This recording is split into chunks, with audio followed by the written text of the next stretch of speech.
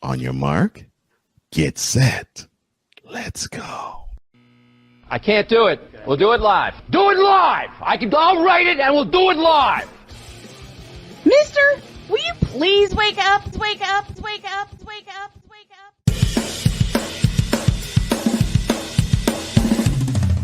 Good morning. Kevin Durant, you should have left California.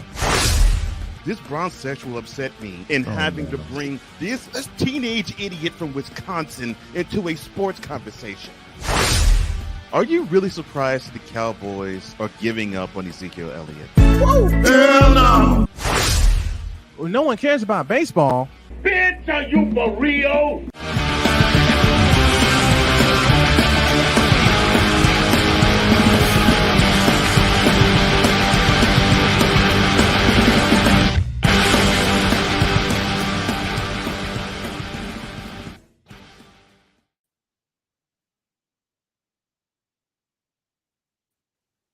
Oh, that will help.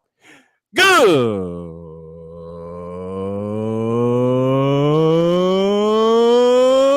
morning. Welcome to the Wacky Bronzesexual Wednesday edition. My headphones weren't plugged. Of Snowman in the morning, and I just saw the lineup, and crap.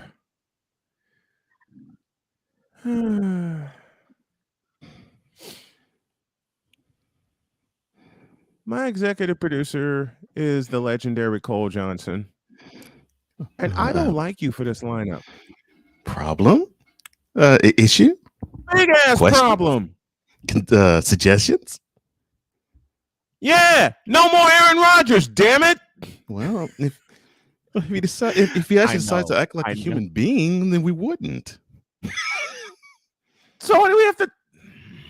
Because he keeps saying ridiculous stuff. Oh, like he can be MVP in the right situation, like that kind of stuff. Thank you. Yes. I'm trying. Just a minute. Get the pad out. Get the pen out. I will not cuss. I will not cuss. I will not cuss. I will not cuss. I'm gonna cuss. Let's go.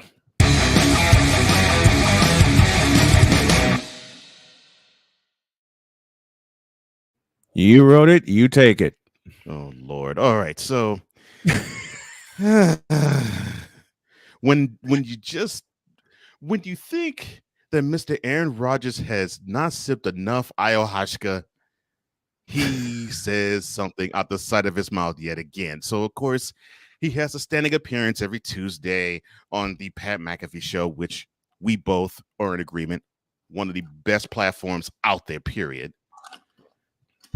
But he, of course, Aaron Rodgers, is boys with Pat McAfee. He's also boys with A.J. Hawk, who also is one of the, I guess you could say, entourage and of the Pat McAfee show. And he's a former Packer. He's a former Packer, linebacker, and former Ohio State alum. So, of course, after the 20-16 loss that they took on Lambeau Field last Sunday night, at the hands of the Lions. Wait, what? They took a what? Oh, I'm sorry. They took a what on the final game of the year? Yeah, so on the final game of the year on the not so frozen tundra of Lambeau Field. Thank you, John Facenda. Yes, thank you, John. The Packers and the quarterback that leads them, Aaron Rodgers, to the Lions, they took one giant, colossal, big, stupendous, spectacular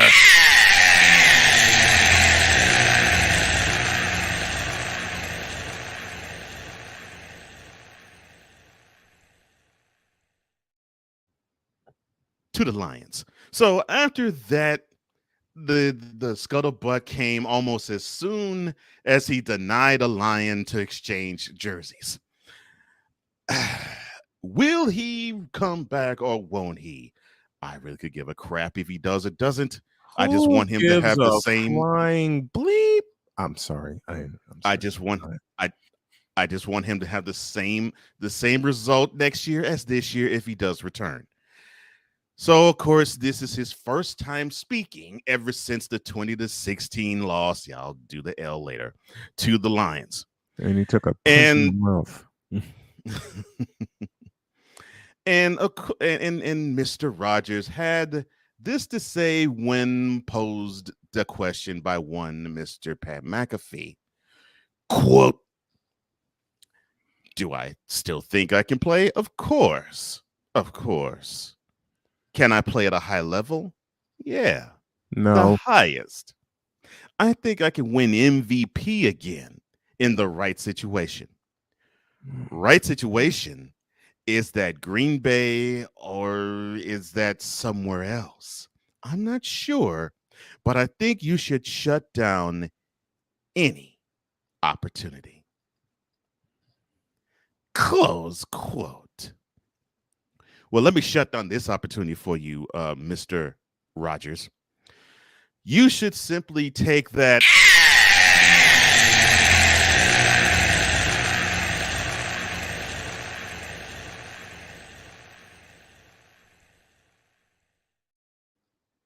Pick your feet and go somewhere else.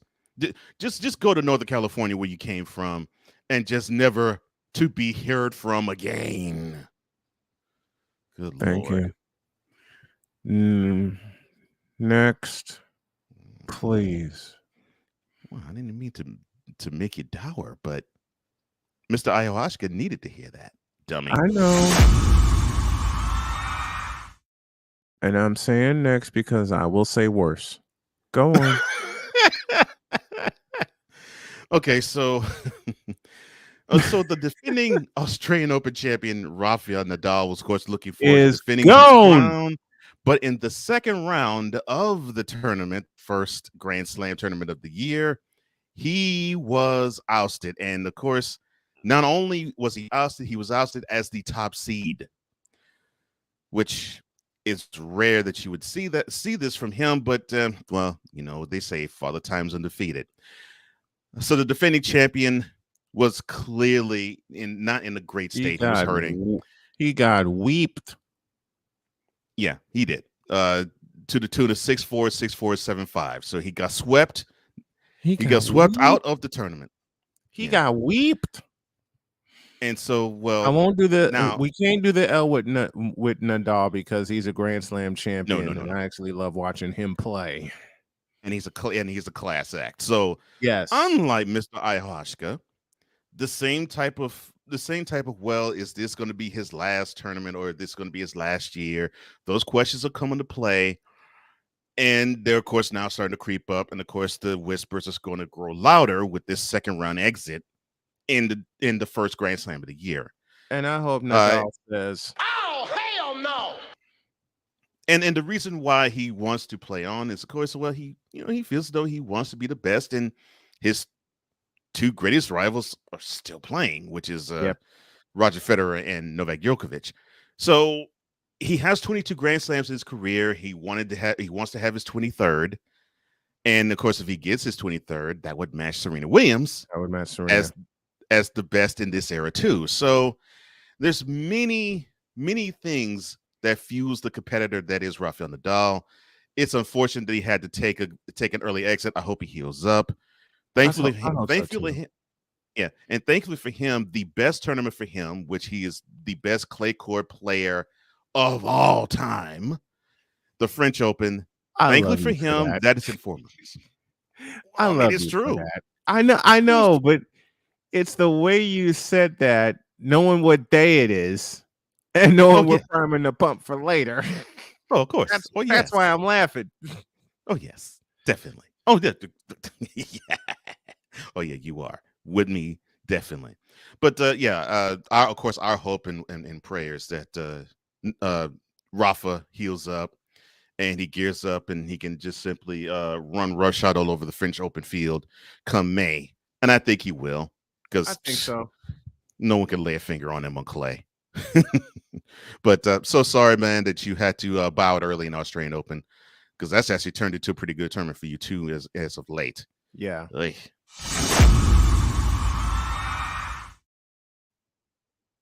So the Browns have been having a lot of issues in terms of who should be the defensive coordinator. Out goes Joe Woods, and in comes a familiar name, Jim Schwartz. Now, those who might say, Next. hmm, Next. I've heard that name. Where have I heard this name? Well, he, of course, has most famously, he was the physical coordinator for the Eagles. And with that, it looks like the Browns, it looks like the Browns are still going to struggle because they have issues stopping teams and they still have issues scoring too. So the dumpster fire that is the Browns will continue to burn and stink up the joint along the shores of Lake Erie. It's Cleveland. That's my only retort. Next. It's Cleveland. Wow, that's cold. Yeah, that's what I said. It's Cleveland. That should And tell you it's a everything you kick. need to know. And it's a kicker. So the beautiful leg of one Brett Maher, the kicker of the Not to be confused with America's- Bill Maher. Yeah, definitely not to be confused with Bill Maher. Of you mean the kicker for the Arlington football team? Yes, the Or kicker for Arlington the Desperados? yes, the kicker for the Arlington football team is going to still stick and stay. They are not going to release him. They're not going to kick him off the team. They're going to say, you know what? That's just a bad day at the office that you miss 1, no, 2, no, 3, no, 4 points after touchdowns. 4 extra point kicks missed. But everybody has his back. Everybody has his back. You know, including special teams coach John Fossil. Everybody has his back. And this is what he had to say about the embattled kicker, struggling kicker. I think that's the best way I could put it. Quote, I believe in the hot hand, and I believe in the yips, absolutely. And you wonder sometimes how you get into the yips, and you wonder sometimes how you get back into the hot hand. I think it's keep stepping up to the line and shooting that thing. We missed a couple of free throws on Monday. He had a hot hand. Let's face it. He only missed 6 kicks all season. But he missed 4 in a playoff game. So I expect a hot hand coming up. Heck yeah, okay. if you ask me, absolutely. Close quote. Your thoughts, sir? Oh, you were finished. Well, Hold on. Whoa. Wait, okay, Let me do it right. correctly. Let me do this correctly. Oh, you were finished? Oh, well, allow me to retort. Brett Maher, how are you going to have a rebound game when you don't see the field against the best defense in the NFL? My retort's done. Oh, he might see the field still. On a kickoff. There you go. See? He'll see the field. He just might not see it as much as he did against the Bucks.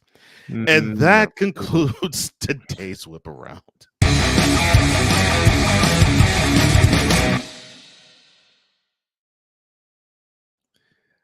To the Fanatic Feedback Zone, and Dietz is at it. We'll have him tomorrow.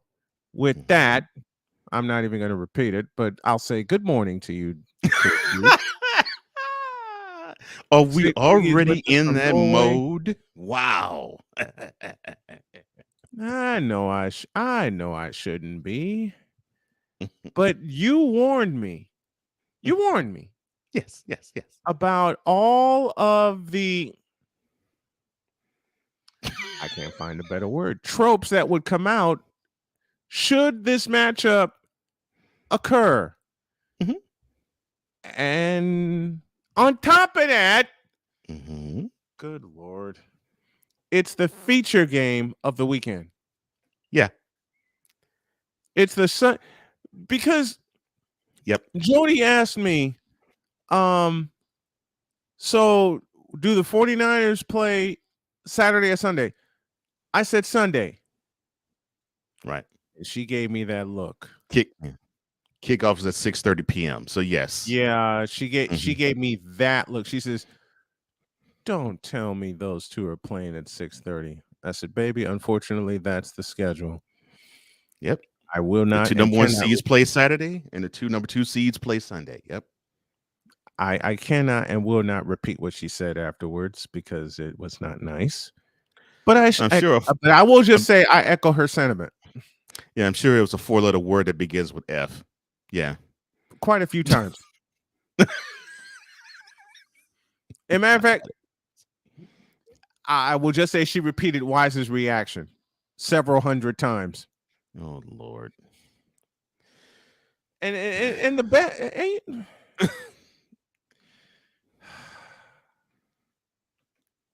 Oh, that's cold deeds. Chuck, new kids on Knobloch. Oh Lord, not ask Chuck Knobloch about the yips. Chuck Knobloch. We've had it, and as I began the show, we talk baseball here. Chuck Knobloch. One time a Yankee, one time a Twin. Yep. Won a championship with both teams. Yep. That's right. He did win it with both. I totally forgot about that. I knew he won it with Yankees. I totally forgot he won one with the Twins. 1991. Yep. I forgot he played that far back. He was a rookie. Yeah. He was a rookie. Yeah. I forgot he played that far back. Yeah. Yep. 1991. Matter of fact, October 27th, 1991, the day they won it all, in one of the most outstanding pitching performances I ever saw. Yeah. I was upset. Jack the Cat Morris. I was in basic training when that World Series happened. I was like, oh, you mean to tell me one of the best World Series ever played happened and I couldn't see a pitch of it? Man, that sucks.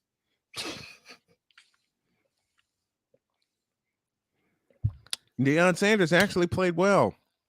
Jack Morris just actually pitched better. 10 shutout innings in a Game 7 in the World Series. I mean, how can you top that? And he pitched all 10 innings. He pitched all 10 innings. And here's the crazy part. Tom Kelly was going to pull him after the 9th inning. Oh, I know Jack said I ain't having none of that. He was going to pull him after the 9th inning, scoreless tie. Mm-hmm. And Kelly saw they were going to extra innings. He was going to put in a reliever, and Jack Morris said, "Oh, hell no. I'm finishing this." Mm-hmm. Struck out the side in the 10th inning. Yeah, I was about to say. And then the 10th inning, he just did nothing but strike out the side. I'm thinking, struck out the side in the 10th inning on 12 pitches. Now that is what you call in the zone.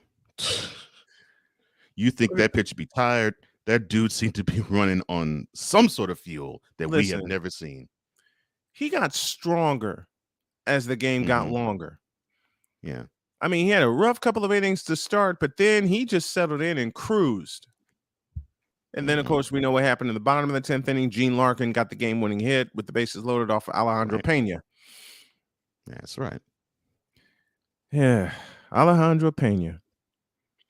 I mean, listen, we'll talk more about this when we get back because I'm going to make a comparison between Alejandro Pena and Aroldis Chapman. Because who cares about Joe Lombardi? We'll be back. This is Snowman in the Morning.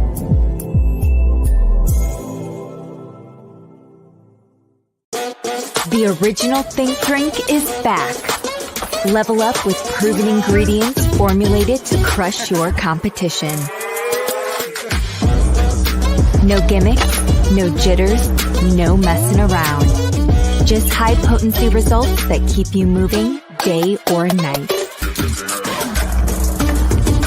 There's a new nerd in town, and we came to play. Nerd Focus, smarter than energy. SeatGeek is the ticketing app for fans like the high five strangers got, game-winning interception, first down, just a nice solid tackle. If you're in arm's length, you will be swapping skin with this extrovert. You see, he knows SeatGeek got him a great deal on tickets, so he can focus on what he does best, smacking palms.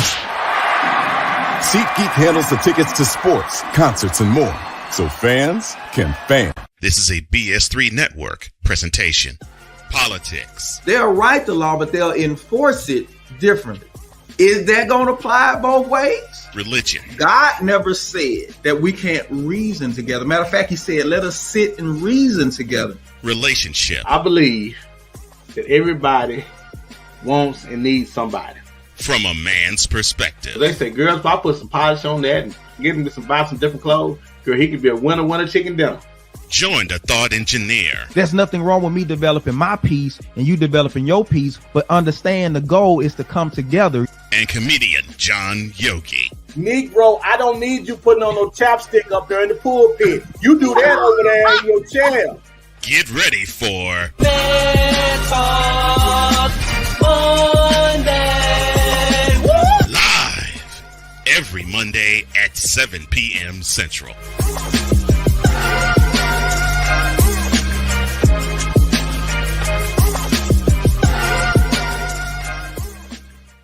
So this thing called sports, it has fans again. It has full stadiums, full arenas, and more. And you want to be a part of it, don't you? Of course you do. If you begin to scour the resale market, there will be tickets available. And what you need to get those tickets that you want so badly is SeatGeek. SeatGeek is the app available to you that lends a hand in helping you get the tickets that you want for the events that you want. SeatGeek rates the tickets on a 1 to 10 scale, and the best part is the tickets are vetted for authenticity, so you know what you are getting and you know you are not getting scammed. And now you can save even more by using the code Snowman and getting $20 off with your very first purchase. Yes, you can do all of that with the power of SeatGeek, helping you get to the games that you want, so you fans can fan. So let's all fan.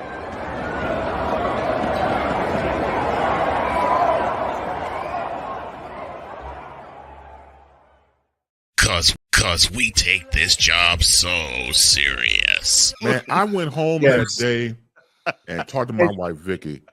And Vicky was like, what's wrong with you? You pissed off? Yeah, I got this partner I'm working with back in the radio station. Man. The Negro be lying. What in the all types of blue hell? Yes, it's Snowman in the Morning with Cole Johnson.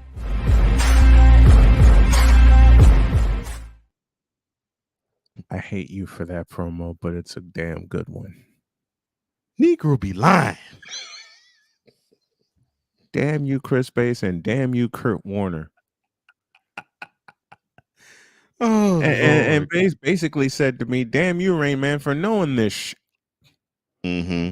I watched the whole damn thing. Oh my gosh. I watched the whole thing. I'll tell you exactly where I was for Super Bowl 34. Mm-hmm. What a gambling boat outside of Gary, Indiana. Majestic Star. They had a Super Bowl party. Mm-hmm. And considering I was going through a rough patch at the time, I figured, why not? I'll go watch the game. What the hell? Let's see. Free food, free drink. And they made their money with all the squares they sold that night. And y'all know what squares I'm talking about. Well, not in terms of the Super Bowl. Right. Let's go on. Joe Lombardi fired. The floor is yours. Okay. I'll make this really short and sweet. So, the Chargers Saturday had a 27-0 lead going to the final minutes of the second quarter. We ended up losing the game 31-30. And I only have to look at one particular fact, and that was Austin Ekeler, the running back of the Chargers. In the second half, he had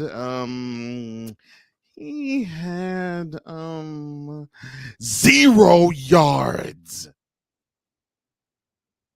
Now, if you have a 3-touchdown lead, one of the hallmarks of that would be that you want to drain the clock. And how do you drain the clock? You normally drain the clock by running the ball. And if you feared that the Jaguars was going to stack the box and you were going to become predictable, so what? You were going to throw anyway, and you had success throwing the ball with Justin Herbert. He also had 0 as in interceptions. So he was taking care of the ball fine. But you decide that you wanted to throw the ball all the time. So I can see the firing from that aspect. However, the reason why the Chargers are stacked in the talent as they are, that they only have one playoff appearance, and they got hosed out of a playoff appearance last year, and they got hosed out of the playoff appearance that they did have this year, is not because of Joe Lombardi. It is because of Brandon Staley. And I will go a little further in what I think about this move on today's edition of Cold Sports with a Z. 2 p.m. Eastern, 1 p.m. Central. Hey, good Lord. Back to you, sir.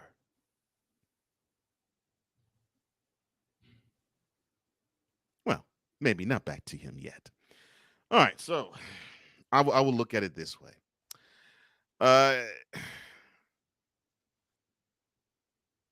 Now we have 8 teams. 8 teams remaining who are in the playoff pool. And I laugh at the fact that the Cowboys 49ers is the marquee matchup in terms of television. I understand why. I mean, wherever the Cowboys play, that is where the most eyeballs are going to be. I don't care if people like it or not. That is just how the way it goes. The Cowboys are like the Lakers and the Yankees in that they just simply get all the focus just directed toward them. English, bleep, bleep. Do you? Oh, I'm sorry. However, I'm sorry.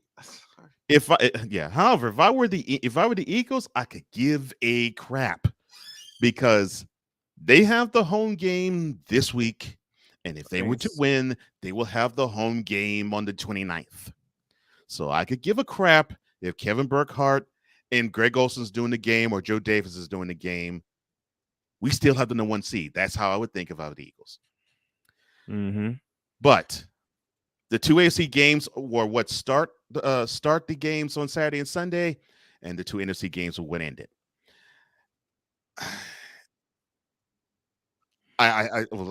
I'll say this. The Jaguars need to do exactly what they did in the second half against the Chargers, all 60 minutes long. Yep. To even stand a chance of beating the Chiefs.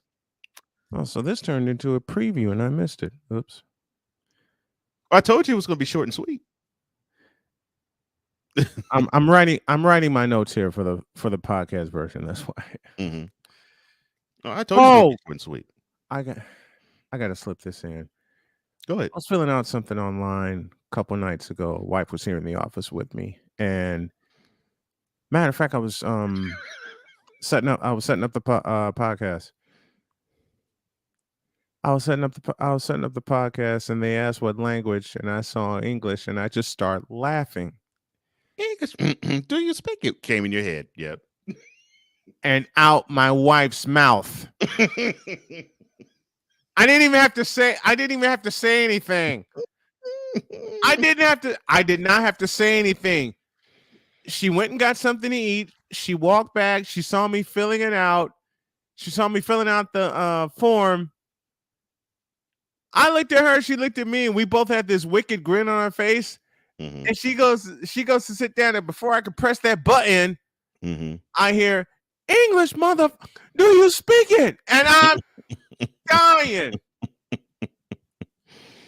Oh my gosh. She just looked at me. Wasn't that what you were thinking? I said, yes. She said, okay, so I beat you to it. Oh my gosh, that's hilarious. Victor, I give two craps about that game on Monday night. I was Victor. I told you over the phone. My ass was snoring loud.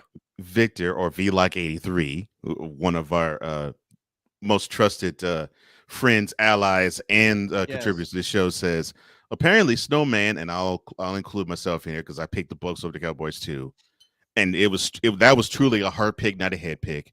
Refuses to give me a receipt after Tom Brady got spanked by the Cowboys. So I will hand you the receipt now, Mr. Locke. There you go. Fine. Here, take it.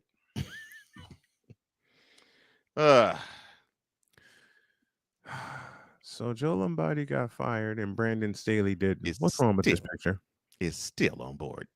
What's wrong with this picture? I don't know. And what do they expect? Brandon Staley to become Norv Turner? And to me, Brandon Staley's strong suit is defense. If that's the case, and why did they? His defense in that game gave up 24 points the second half. So, oh no! Say Diggy says, speaking of crap, Cole, there's a new ad I got to mention. Oh, I'm afraid. You know why? Yeah. Deed says Michigan quarterback Cade McNamara is now a member of the great Iowa Hawkeyes. Thank you for that scoop, brother. Oh, you can uncapitalize that word. Uncapitalized. Sick also asks, Snowman, you know you got a good woman when she sees things from your perspective. Yeah. I didn't even, like I said, I didn't even have to say anything. Jody saw the form that I was filling out online, went and sat down, and before I could push the button, she spat it out. Ryan says, I said on last night's live stream, no credentials required. Yes. Required viewing. I don't care who you are. It is. That the fact and I caught that the fact Brandon Staley still has his job is shocking. I hate you. I hate you for the way you say that word. Knowing what I'll say it again. You did it last. Knowing what today is. Knowing what we're gonna do at during the second hour. Because I know that's why they write it that way. I know that's exactly why they. That's exactly why they wrote it that way. You think our fans don't know us? Mm-hmm. Oh gosh. You think our fans don't know us? Victor says, "Oh boy, here we go." Oh yeah. Oh good Lord. Oh, here we go. Oh no! Oh God! I'll read this. This crap-loaded segment is brought to you by Clearwater Laxative. When things get muddy, Clearwater is your buddy. Clearwater Laxatives. And now, coming with brand new colon cleanser. Oh Jesus Christ. Gosh. I think Sig did that to make fun of me. I think Sig did that to pick on me. That is befitting of your handle, Mr. Diggy. Yeah, Sig! Oh my God! Brandon Staley and Pennywise need to be side by side in the unemployment line. Well, you know that's not going to happen. One, it's the Cowboys. Two, it's the Los Angeles Chargers. And I said it correctly for that reason, because if it were the San Diego Chargers, they would have pushed the plunger on Brandon Staley. Mm-hmm. And speaking of which, Deed says they fired everyone but Staley, but that's the sign of the coach is DOA next year. He should have never been hired. I'm with you on that, Deeds, because that basically is an indictment on the head coach, but they're basically saying, okay, you still have your job, but you're on thin ice. I get that. I do. But you now have seen this guy in two back-to-back pressure situations croak and choke. The season closer against the Raiders last year and the playoff game against the Jaguars, where they led 27 at one point. Nothing. At one point led 27-0 and took a 27-7 lead into halftime. Listen, I got the alert it was 27. after the 49ers whipped the Seahawks ass. Yeah, because that third quarter to milk My wife, my beautiful, darling wife, as I sat here in the office making my notes for the Monday show, she just gave me a hug and a kiss and said, I don't give about the second game. I'm going to bed. Which clearly is a signal to me that I'm going to bed too. Right. F it. So I shut everything down. Okay. And I went and climbed in bed. Okay. And there was a look of shock on my wife's face. That you went to bed that early. That I crashed. Mm-hmm. And she said, how long will it take you to fall asleep? I said, about 5 minutes. What? Usually when there's 2 football games, you're making notes on both games. I looked at her and I said, baby, I don't care about the game at Alltel Stadium. And she's already laughing. She said, you just care about the first one. Damn straight. And she says, you know what? Feel the same way. I love the stadium shade you just threw. Alltel Stadium. Hell yeah. I love the stadium shade. Damn Gator Bowl. It was Gator Bowl, just straight up Gator Bowl. Yep. It was a Gator. It hosted a bowl game, the Gator Bowl, and it hosted Florida, Georgia. That's it. Yep. Yeah. And then the Jacksonville Jaguars come along as a franchise in 1995. They had to blow up the Gator Bowl and rebuild it and rechristen it Alltel Stadium. Mm-hmm. In 8 months, they pushed the plunger on that. You know what? I'm eschewing what we got for segment 3. We're gonna have some fun, and we're gonna go forward. I'm pushing the plunger on that. What? You know, give me my Stone Cold. Where's Stone Cold at when you need him? Where is he? Oh, he's here. You could actually push the plunger on the next segment? I'm pushing the plunger on the next segment. You? What? Me? Not having an opportunity to talk about what is on the next segment? What? To this point, as my wife says best when the alarm goes off and I echo, I don't wanna. I never thought I would see the day. Wow. The White House is involved and politics are involved. Does that answer your question? But that's not the reason why it's on there, though. Let me look. I read like 2-3. Wait a minute.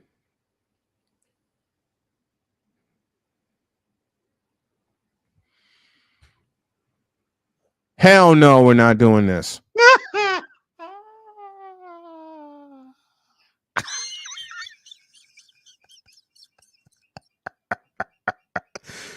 What? I saw what I needed to see. Push the plunger. We're going to a break and we're going to have some fun when we get back. We're going off the board. Hell no.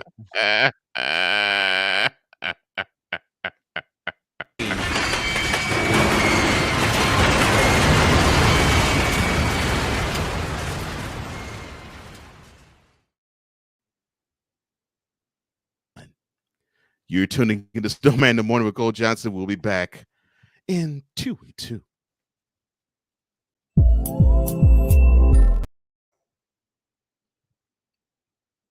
Will you quit pushing that button?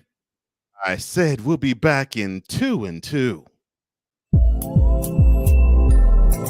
This is Snowman in the Morning.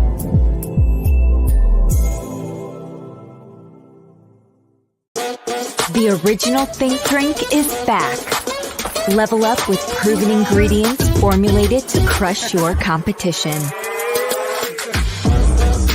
No gimmicks, no jitters, no messing around.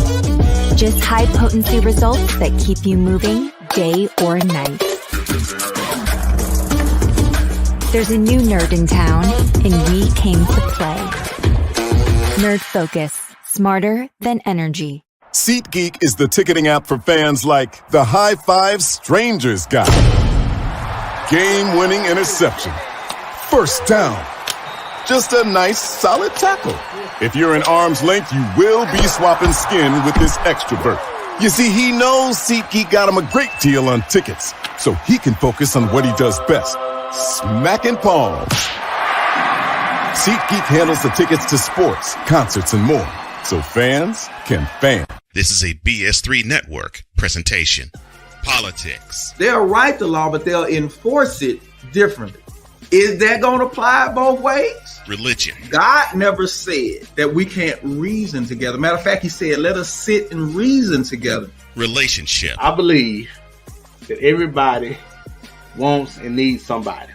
From a man's perspective. They say, girls, if I put some polish on that and get him to buy some different clothes, girl, he could be a winner chicken dinner.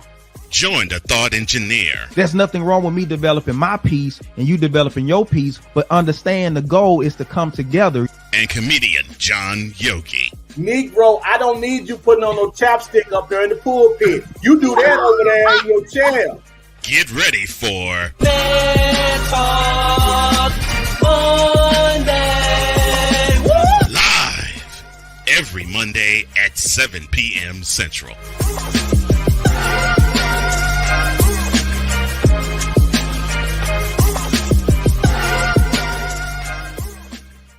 So this thing called sports, it has fans again. It has full stadiums, full arenas, and more. And you want to be a part of it, don't you? Of course you do. If you begin to scour the resale market, there will be tickets available. And what you need to get those tickets that you want so badly is SeatGeek. SeatGeek is the app available to you that lends a hand in helping you get the tickets that you want for the events that you want. SeatGeek rates the tickets on a 1 to 10 scale, and the best part is the tickets are vetted for authenticity, so you know what you are getting and you know you are not getting scammed. And now you can save even more by using the code Snowman and getting $20 off with your very first purchase. Yes, you can do all of that with the power of SeatGeek, helping you get to the games that you want, so you fans can fan. So let's all fan.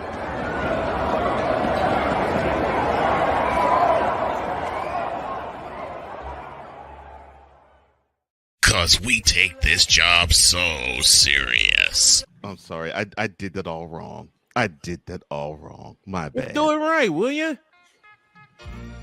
Oh, God. Brother Guest, I'm so glad, Ryan, that you here on Coffee with McCarthy. My producer's an idiot. I love you. Oh, Lord, you beat me to it. What in the all types of blue hell? Yes, it's Snowman in the Morning with Cole Johnson. My producer's a fool, and I love it. My producer's a fool. Hold on a second, folks. Welcome back to Snowman in the Morning with Cole Johnson. You had to push that button, and it's my fault. Cool, I said do it. I said do it right, and I set it right. up. That's right. Exactly. So I had to go all the way. It's like you said. Those first licks from that guitar. Yeah, that's what always happens. And when he was at the height, when he was at his peak, it's one of the segments during WWF Superstars you looked forward to. Yeah. It was one of those segments you looked forward to because you were wondering who was going to be the guest, how red his face was going to be, and he played it up so well. He did. He played it up so well. He did. He was one. Bruce Pritchard was an absolute stud in playing Brother Lud. God, yes. he did a great job. He sold the hell out of that. Yeah, he did. He sold the absolute daylights. And now play that for we got something special later today. All right, let's go to our question of the day, and it's presented by SeatGeek. What is your go-to snack for playoff football? My answer is simple. Anything that my wife conjures up.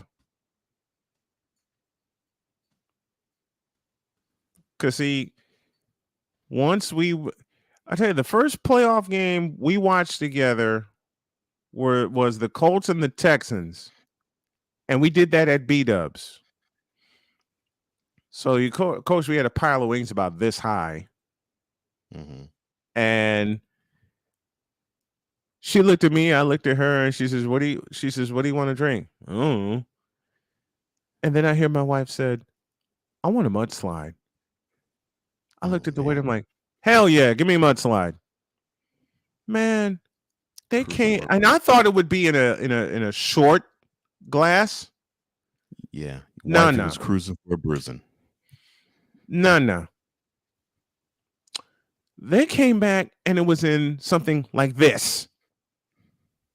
It was in a tall glass. Yeah, your wife. I looked at Jody, she looked at me, and we both went, damn. And we both said, okay, who's drinking the least? Because one of us has to drive. Mm-hmm. It wound up being me. Mm-hmm. It wound up being me. But I did take, yes, that big. And you know what's bad? We both ordered one for the road. So at least it was good. Yep. So we had the remnants of the one that we ordered at dinner, and then we ordered another one for the road. We were both like, screw it, let's take one home. And the reason I brought up that question is this. Mm-hmm. Victor's hold up. Now it's Victor's turn. Were you about to mention? Where is it? I got it. You were mentioning. Yeah, Victor has a conspiracy theory about why the Chargers choked. Conspiracy theory goes this way. At halftime, the Chargers were served 24 biscuits from Popeyes and not a beverage to be found. Even the water was missing.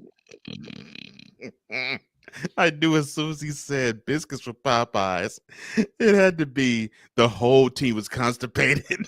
They're dry as hell. Underrated Darkness in the house with us. Good morning to you, sir. I am a Popeye. I love Popeye's chicken, period. But yes. I am a Popeye's biscuit connoisseur, and I guaranteed every single time I'm with them biscuits, I at least try to down a whole bottle of this. Oh, you need it. The first time as an adult that I had Popeye's biscuits and I was away from my parents, I didn't learn that lesson until the last minute. Oh man. I will say I got lucky because I ordered a dozen of them because I love Popeye's biscuits. I do. Yeah. Oh gosh. Yeah. I do too. Well, someone handed me something in the line.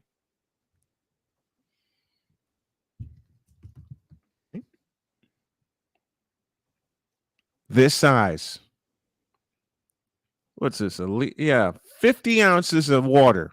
Someone handed me this size water bottle and just politely told me, you're going to need it. He wasn't lying. He was not kidding. No, he wasn't. I guess every time I'm mention the chicken I down with that meal. every time I'm near them biscuits, I have to down a whole lot of water. Mm-hmm. But the biscuits are good though. But yeah, makes you want more. Makes you want more. Every time. Mm-hmm. 1 year, wife. Yeah, we went to beat us for Super Bowl 53, and of course it was a full house because everybody wanted to watch the Super Bowl somewhere other than home. Let's see. We have more chicken. We have more sandwiches. We have more mudslides. Not more chicken and more mudslides. More mudslides. But I think, you know what my wife makes for me? Meatballs. She puts them in a crock pot with barbecue sauce, and she'll start cooking early, and I smell those, and I'm out of bed and running. But there is a rule. I cannot touch them until kickoff. Until the whole spread is done, which means there's some veggies, there's some ranch dressing, there's some chips, there's a cheese ball that she makes. But she knows what I'm going for. I'm going for the meatballs. Oh, so you can't act as though you're trying to show compassion and love to the missus, and you sneak a meatball. You can't do that. Exactly. One, they're too damn big. And two, I will have evidence on the side of my lips with the barbecue sauce. She knows me entirely too well. She'll hand me a few carrots and some ranch dressing and say, munch on that until the meatballs get done. I can't touch the meatballs until kickoff. Once kickoff happens, all bets are off. But yeah. The meatballs slaughtered. What's yours? Oh yeah. What's your go-to snack? Go-to snack. See, if I were to ask my wife to even prepare anything of that nature, it will more than likely be wings.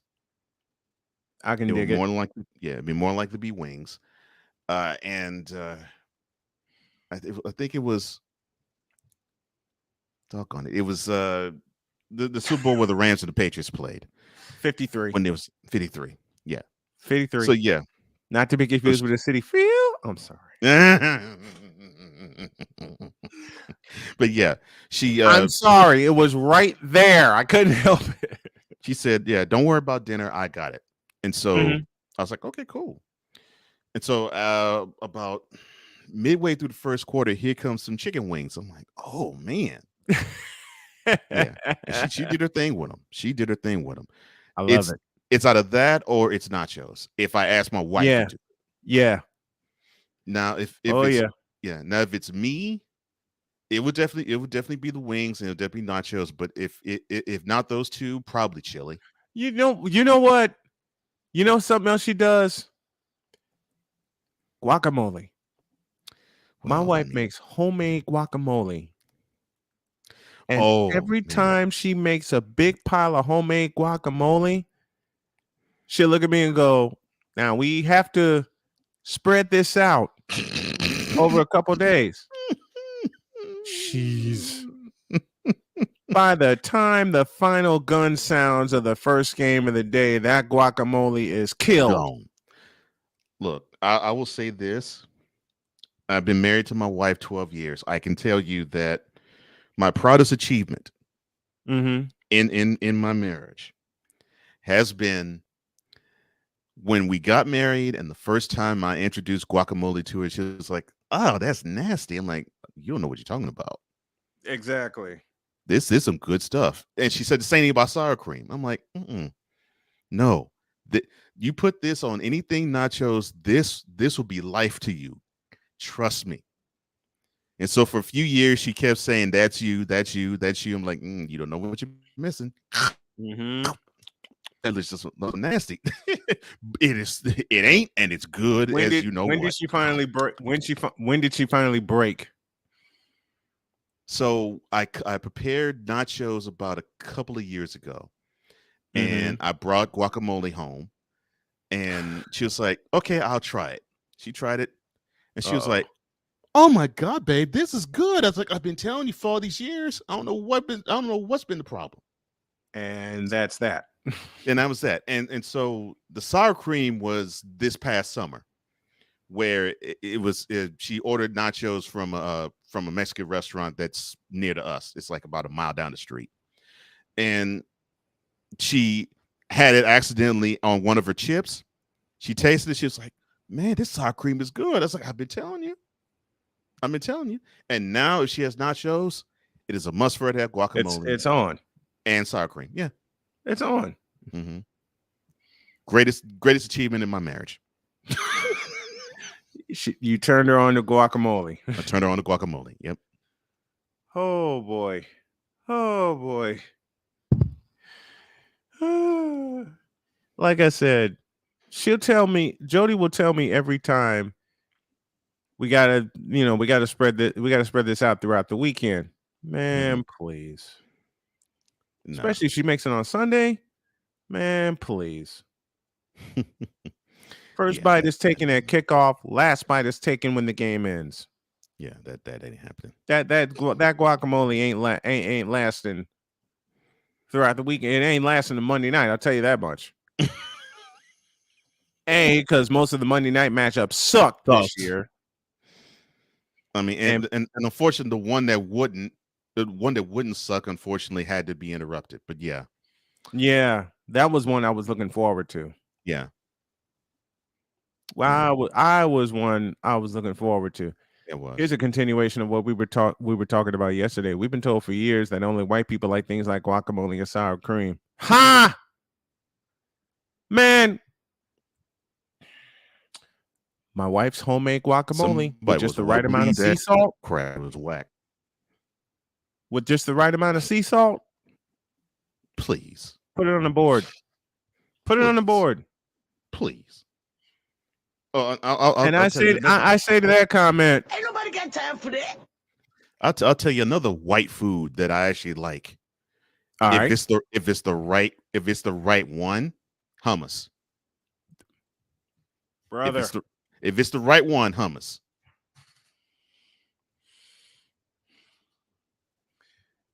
You know who turned me on to hummus? Wifey. So what's her flavor? Garlic. I gotta try that one. She said we got to start eating healthier snacks. I said I'm good with that. Mm-hmm. She brought home some hummus, and I looked and I went, "What the hell is that?" Until I tried it. Yeah. She didn't even tell me what it was. She says, "Just put a carrot stick in there, take some, and try it." Boy, I was hooked that moment. I was hooked that moment. Yeah. See, I went to college, and I had a cohort system, and there was a woman who happened to be, I think she was a vegetarian then. She was a vegan before we met, so I have to remember when. So yeah, she's a very vegetarian. And we would have to, and we met in the evenings. We would have to take turns actually cooking food for the rest of the class, which was like about 9 or 10 of us. Yeah. And so the first time it was her turn, she had basically a vegetable tray and had this hummus. And I was thinking, oh gosh, I don't know about this hummus stuff. And I think she had like a Southwestern flavored hummus. So I was like, all right, I'll try it. I took a bite of that thing. I was like, what the heck was I missing? It was on. It was on. I was like, what the heck was I missing? I'm like, goodness gracious, this was good. Yeah. That's the same. That's the same question I asked. Now, one food that she loves me to make for her are both breakfast foods, which are my specialty: scrambled eggs and pancakes. Nothing wrong with that. And I made pancakes for Victor, and they were this thick. And Victor looked at me and said, "How am I supposed to eat these with a knife and fork?" Not with a knife and fork. When I tell you we both were in a coma after we ate those pancakes, and I had a baseball game to do that day. Nearly missed it because I was sleeping so good. Let me guess. So either your father or your grandfather was a master of making pancakes. My dad. My dad. We were separated from birth. My dad. My dad turned me on my dad turned me on to pancakes and waffles. That further list.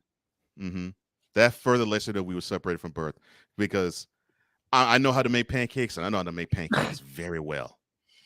Boy, the first time The Pop way made my- pancakes, the first time Pop made pancakes for me, I went back to bed. The stomach was full.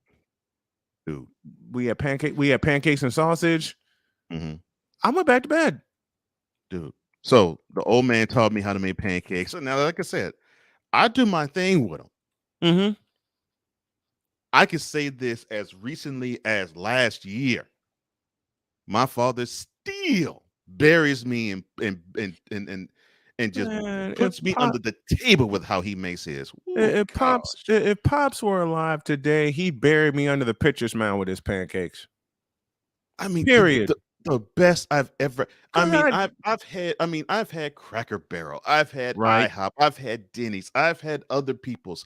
I've had other restaurants. Mm-hmm. No other human being on the planet But has Dad cooked better pancakes than But my Dad. father. And every one of them seems to be like restaurant made. Yep. Like it's like, do you ever? And I actually asked this question when I was younger to him. I said, "Do you ever make a bad pancake? One, just one, Dad." No. Not no, but hell no. I thought I'll answer that because I nearly asked my dad the same question before he hit me with another stack. Because man, yeah. Because I was thinking to myself, I was like, yeah. So you learn how to make pancakes, and that's one of your specialties. That's one of mine too. I was like, I learned from both gentlemen, Dad and Gramps. So I figured you probably learned from I one learned of them. from If Dad. not I both. learned from Pops and Grandpa. Yeah, but more Pops. Yeah, cause see, and listen, the last time Dad made pancakes for me before I moved to Gary, Indiana, man, Victor asked me to come over that day. He said, "You gotta get in your car and come get me." All right. I come downstairs and I smell this aroma. I'm like, oh hell, I'm not gonna leave the house. You I ain't know leave. I'm not gonna leave the house. Man, I almost asked my dad on that occasion the same question you asked yours. Do you ever make a bad pancake? Ain't nobody got time for that. He hit me with those pancakes. Wait, he hit me with those pancakes and he says, "I know you got a busy day today. You need your breakfast." And I ain't planning to go out for breakfast. Let me be real. Victor asked me to come over. We were gonna go do a baseball game. And good morning to you, wise. Listen, I had my day planned out, and then Dad hit me with that. Dude. I'm not saying. I'm not saying this because we on air. I'm not saying this because we're on the camera. I'm 100% real with this. Our fathers had to be brothers. They had to be. Because I'd be doggone it. My father, at times, if I had to go out and do something, he would say the same thing. I know you got to go. I know you have a busy day, but yeah, you need to have some breakfast before you go. You need your breakfast. That's exactly what he told me. I'm like, you need your breakfast. And then he hit me with that stack. And then hit me with 3 pancakes.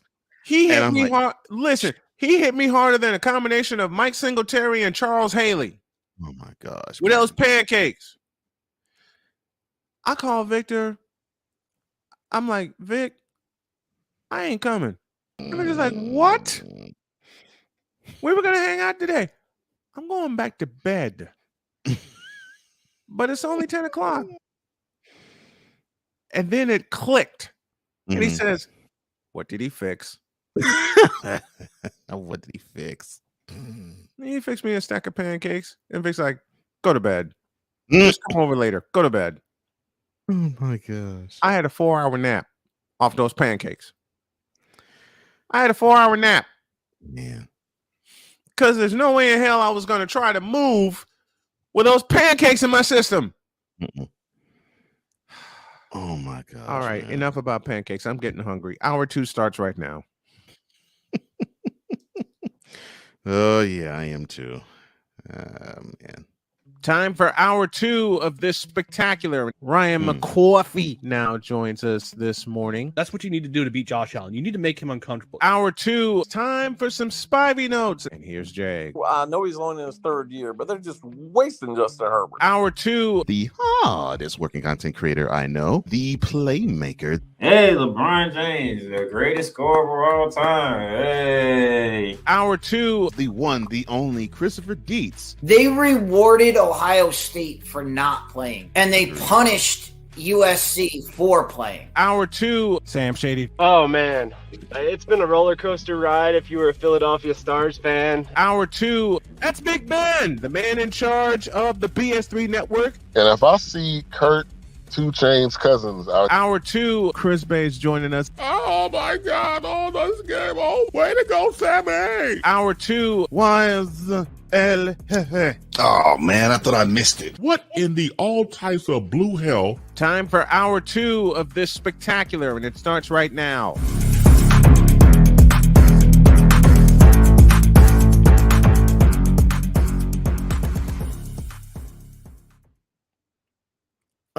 Look at Victor's comment as we start hour 2. All he had to say was pancakes, and I told him good night. Because I had planned to be out the door and to Victor's place in my car by 9:30. And Pop said, give me Bishop Bullwinkle. Give me Bishop Bullwinkle right now.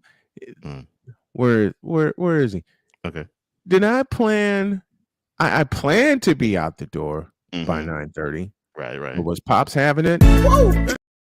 Whoa! Hell no! To the no! Hell to the no! Hell to the no! To the no!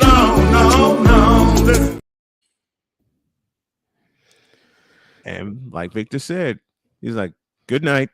I hung up the phone and I went and passed out. But I'm serious. I'm serious when I say this about my father's pancake game. Who on this planet could cook better pancakes than my father? Shoot, man. Somehow I know what you mean. There you go. I know what you mean, man. All right. I got a gauntlet to do. So push the damn button. Oh, yeah. It's Wednesday. It's Wednesday. Hold on. Before I do. Yeah, sir. Before I do, let us begin right. This Braun Session Confession is brought to you by Braun Joy Juice. Braun Joy Juice. The ultimate joy juice of Braun-sexuals worldwide. Made with 100% organic seal milk. You are an idiot, and I love you for that. Oh yeah, I had to prepare you properly. It is Wednesday. I love you for that. Now push the button. Here we go. In a world where partial greatness is celebrated and total greatness is shunned, there stands to be a figure on the lips of those who love him and those who hate him. The inane comparisons to Michael Jordan and Kobe Bryant continue and has existed since 2003. There is no end in sight, for the battle between those who unconditionally love and unconditionally hate him wages on. These are their stories. Welcome to the Braun-sexual Confessions. Before I begin, 3 years ago, I got permission from Cole to pirate this segment and bring it onto my show, and now he's brought it over full time. So this is the part where I go through the gauntlet as Cole usually did. But the second half of this, y'all are going to love, no matter which way he goes. All right, I'm waiting. All right. And now, ladies and gentlemen, the man who is the Braun-sexual slayer. Give it up for the one, the only Brian Snow, as I say to him,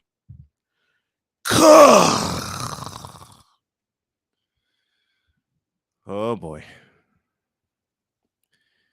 We start with the imposter known as Peja Stojakovic. Oh man. Already. All damn ready. He said, quote,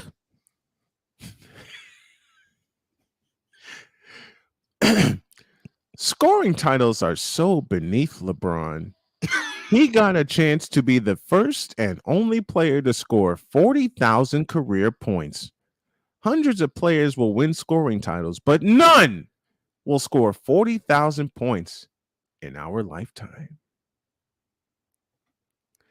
Close quote.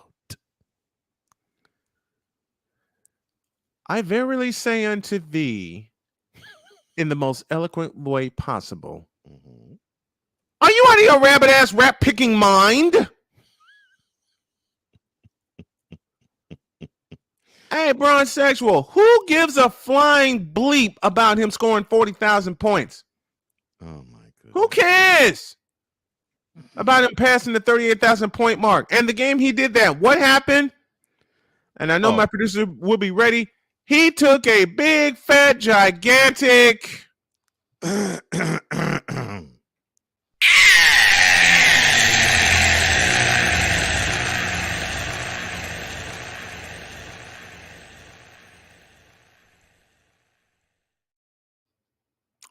scoring titles are so beneath LeBron. That's some grade A homogenized Holstein bullshit, and you know it. Well, if it is, then why is he going so hard for this title? For this, I'm sorry, not title. This mark. Because he can't help it. Yeah. Can't help it. If he wanted to, couldn't help it. If he Listen, could. let me ask something of the real basketball fans. And Victor, I know you're gonna love me for this. AB Media out of Indianapolis, Indiana, is gonna love it too, and everybody in the chat. And I know you have the right button ready, sir. Who really cares about LeBron passing Kareem for the scoring lead? Perfect.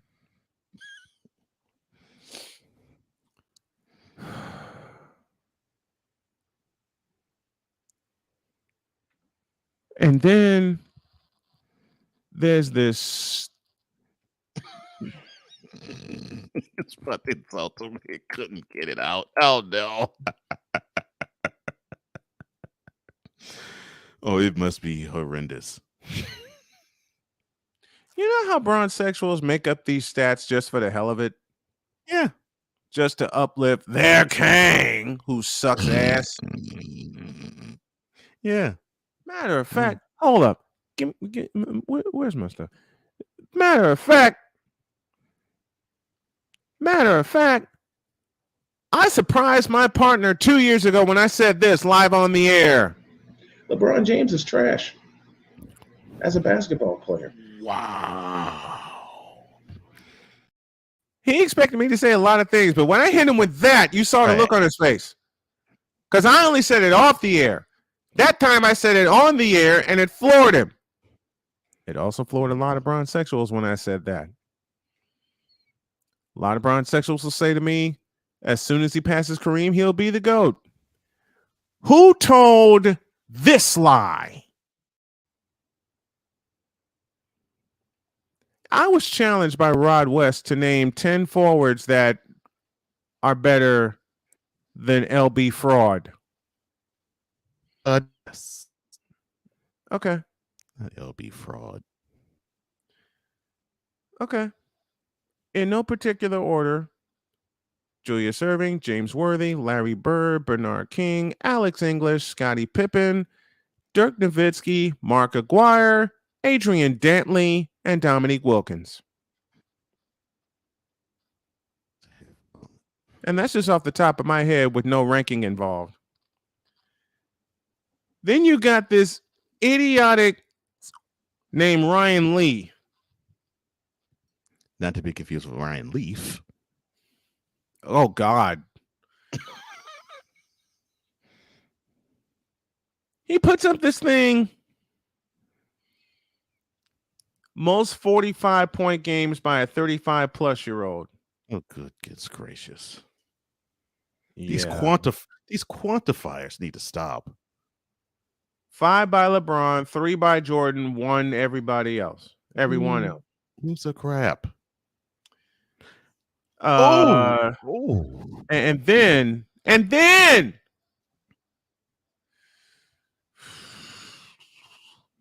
open it. All right. And then, quote, no surprise here. LeBron is the greatest scorer of all time. Looks like LeBron always comes out tops in every stat battle versus MJ. Close quote. And with that, we have a selection from the Wonder Bread Choir entitled Stop Lying.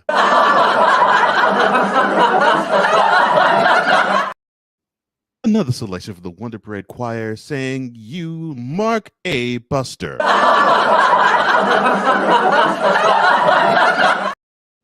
Another selection from the Wonder Bread Choir saying, You Dumb Trick.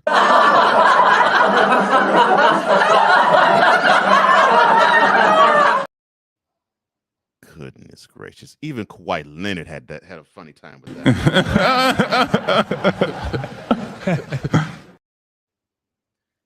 Greatest scorer of all time. Why the you lying? Why you always lying? Greatest scorer of all time. She.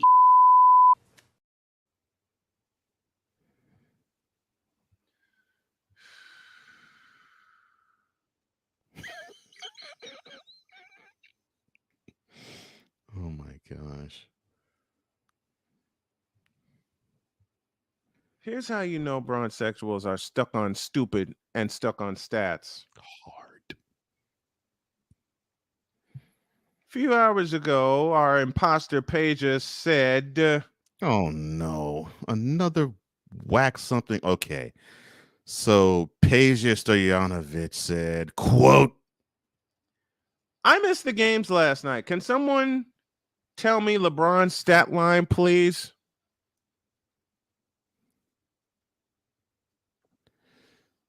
Close quote. Yeah, I could tell you a stat line.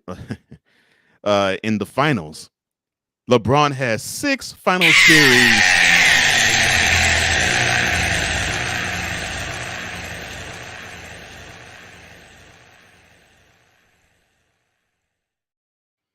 Oh, the stat line you need. Stupid.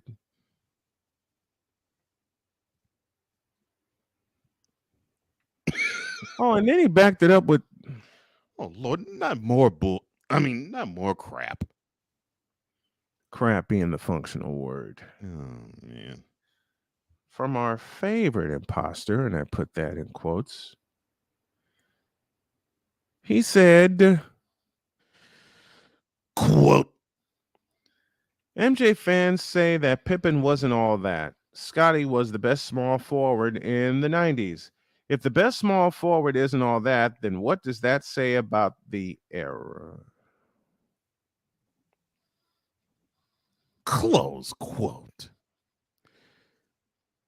No one said that Scottie Pippen wasn't all that.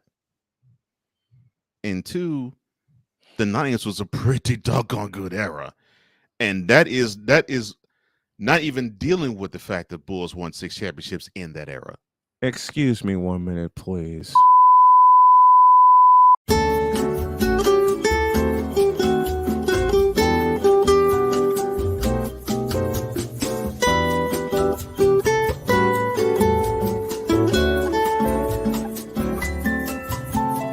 We are experiencing technical difficulties. Please stand by.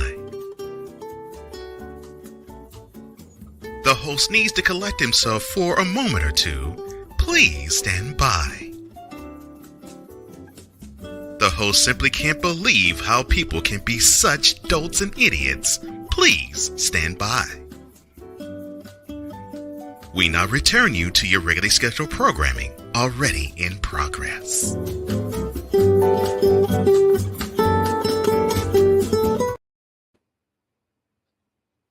Really? Really? You're gonna go there? Really? So basically, he's saying the era was trash. Really? Okay. Really? How?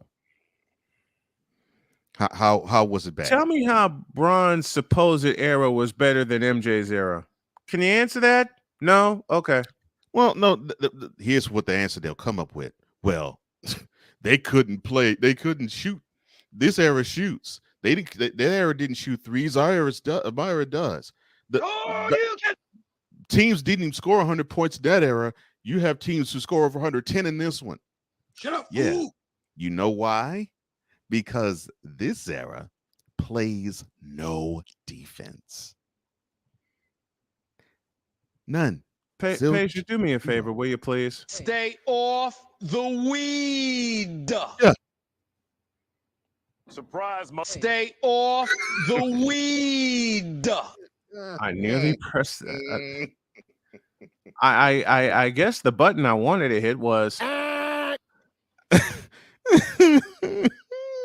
And yes, that's Steve Harvey's version of the strike. Oh my gosh, no.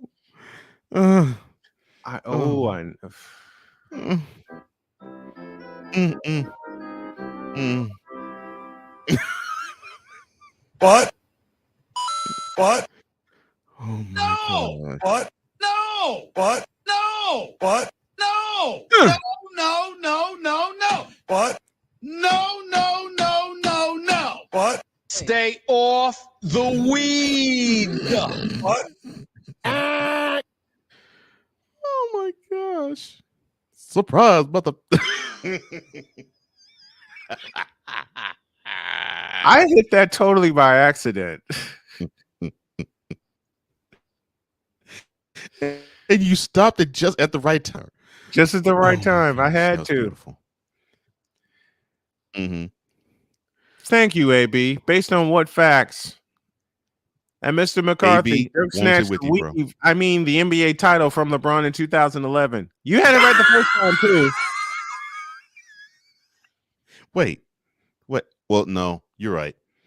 Because the way the bronze hair looked on his head, you would have thought it was a weave. You would have thought he wore a weave. Yeah. It was even with the headband. Even with the headband, you would have thought it was a weave. Yeah. Surprise, mother. I nearly didn't make it that time. Oh my God. Spicy meatball. Stay off the weed. Hey, Bronsexuals. Stay off the weed. What? I said. Stay off the weed. What? Please. Listen, Bron is not the greatest of all time. He never will be the greatest of all time. And the fact that you stupid ass Bronsexuals keep saying that. You know what? That makes me mad. And sometimes I get to the point where I say, That's all I can stand, because I can't stand no more. Charles. That's terrible. Thank you. And the fact that a certain associate that takes over the second half of the Wednesday show keeps pulling this button with the blankety blank tote board. All right, I'm hurrying. Shut up. I'm hurrying. Hey. Oh Lord.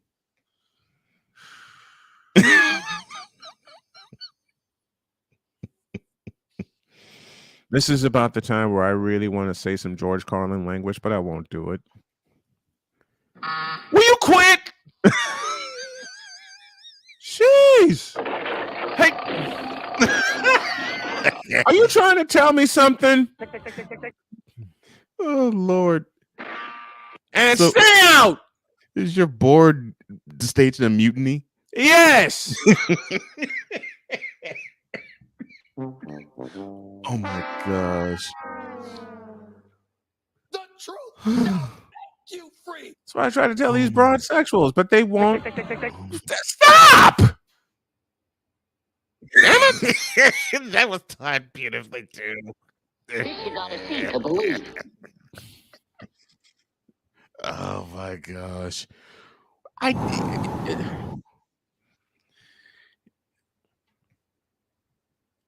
Excuse me.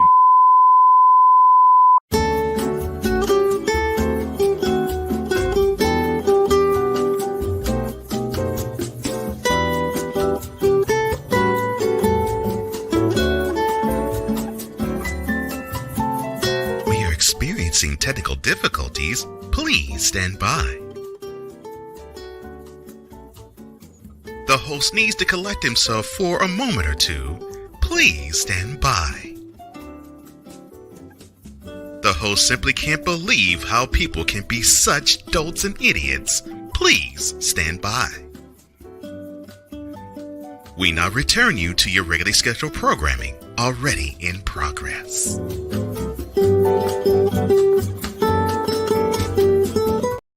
And stay out. An actual technical difficulty. Wow.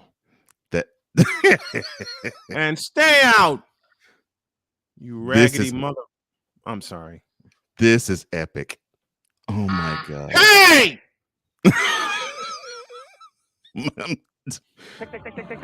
Shut up.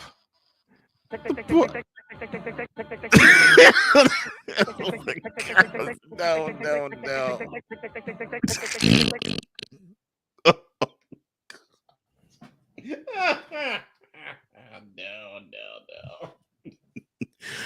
Why you waiting? Oh my gosh.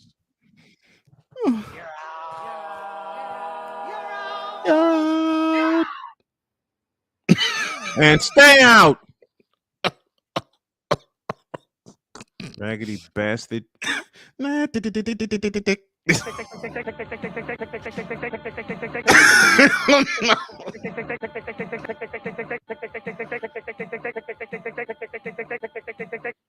Oh my gosh. Okay. Oh Lord. Oh Lord. Okay. I get the point. Oh no, fuck it. Oh no, fuck it. Oh Lord. This you gotta see to believe. Oh my gosh. Wow. Get these Oh thirsty no. bitches out of my face while I deal with this technical fool. Oh my gosh. Yes, no problem. You dumb fools. In a world where logic and sense flies completely out the window, while purple and yellow glasses are donned, rises a figure who encourages ridiculous, undying loyalty. Good Lord, I'm about to throw up. This has been yet another installment of The Bronzexual Confessions. Gosh. Wow. I totally made that one up on the fly. Oh my gosh. I totally made that one up on the fly. And you know when it started? When I pressed the wrong button. Mm-hmm. Oh. It went down here from there, and I knew which ones I wanted to push. Mm-hmm. Oh my gosh. That was brilliance. Oh my gosh, that was brilliance. Shall make you free. Oh Lord. That's what got you. Yes. Chris Berman. Yes. Here we on have another commercial. If you will put it up, please. Oh, okay. You see it? All right, let's see. Wait. Come on.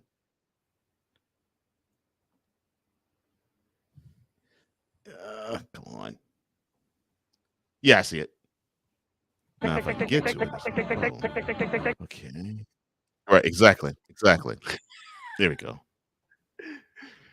This Bronzexual Confession is brought to you by Lightfoot Lotion. If you want to avoid looking like the ever living, trust Lightfoot Lotion.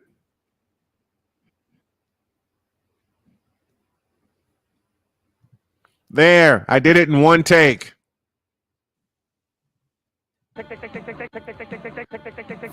Fine. I think that's my cue to hand the ball off to you. Oh Lord. I don't even know if I could do it now because it's hilarious. I can't top that. You can.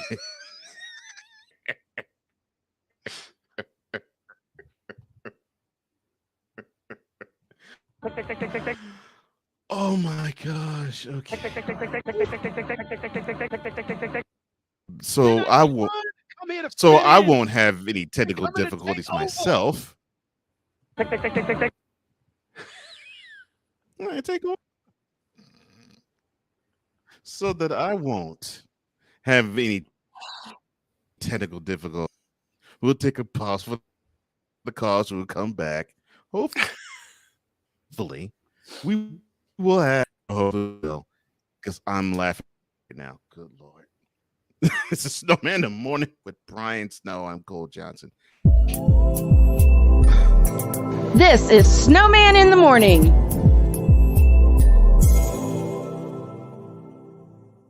Here's an important message from the Diabetes Solution Center. Do you like pricking your fingers to test your blood sugar levels? No one does, but it's important to maintain your health. And now, by wearing a small remote device called a continuous glucose monitor, or CGM, you don't need to prick your fingers anymore. It's easy to use and helps you make more accurate diabetes treatment decisions. If you are testing your blood sugar 3 or more times daily, injecting insulin, or using an insulin pump, call the Diabetes Solution Center right now. And if you have Medicare or most major insurance coverage, you may be able to get a new CGM at little to no out-of-pocket cost. Shipping is free, and we'll even bill your insurance company for you. If you are testing your blood sugar 3 or more times daily, injecting insulin, or using an insulin pump, call the Diabetes Solution Center right now to learn how to end the painful finger sticks and get your own continuous glucose monitor, or CGM, at little to no out-of-pocket cost.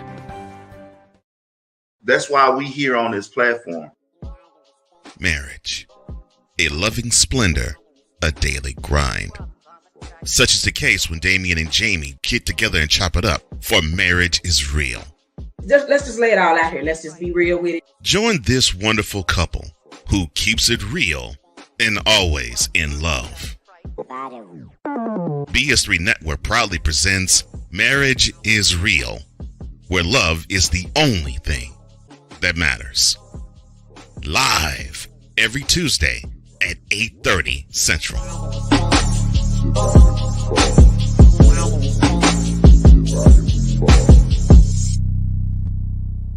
Oh, and Jamie has something to say.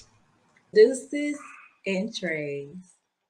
SeatGeek is the ticketing app for fans like the High Five Strangers guy. Game-winning interception. First down. Just a nice, solid tackle. If you're in arm's length, you will be swapping skin with this extrovert. You see, he knows SeatGeek got him a great deal on tickets, so he can focus on what he does best, smacking palms. SeatGeek handles the tickets to sports, concerts, and more, so fans can fan. The original Think Drink is back. Level up with proven ingredients formulated to crush your competition. No gimmicks, no jitters, no messing around.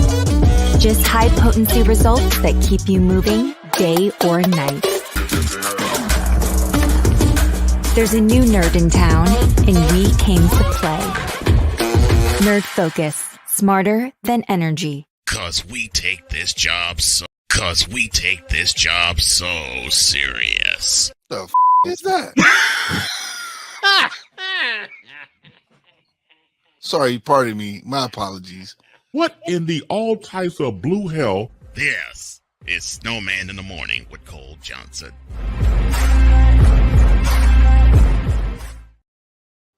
The f is that? My gosh.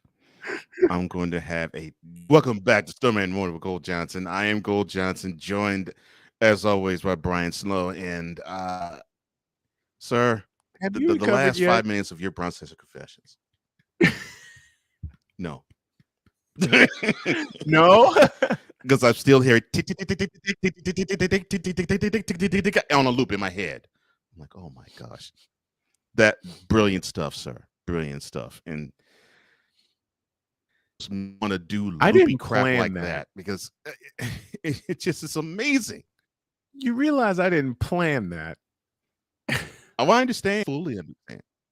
Yeah, I fully understand. I fully understand I because can't. there's many things when I go into it, when I do these segments, I don't plan. It just comes out to my head. Today will be of no exception, except for a couple of things. But yeah. Oh You my know what's gosh. bad though? The first time I played that sound from Chris Berman and you lost it, Yeah. it's like, okay, I Yeah. have it now. I know which. That's when everything came together. Those last 5 minutes. And I'll tell you the exact clip where I got it from. If you go back to 1994 on NFL Prime Time, they were talking about Dan Marino's fake spike game against the Jets. That's all you need to search.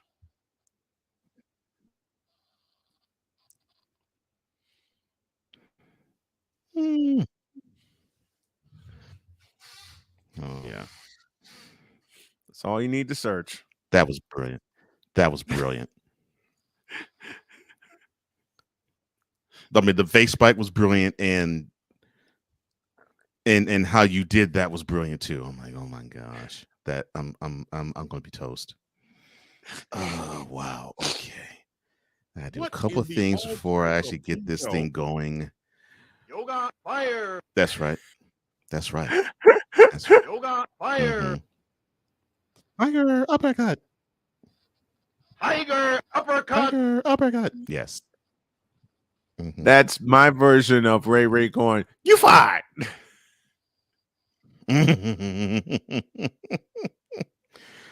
Oh my gosh, yeah. So And the bad part is when Jody and I woke up Sunday, she said, "Who won the late game?" And I looked and I said, apparently the Jaguars came back and won 31-30. I said, "Poor Brandon Staley." And without missing a beat, she goes, "You fired."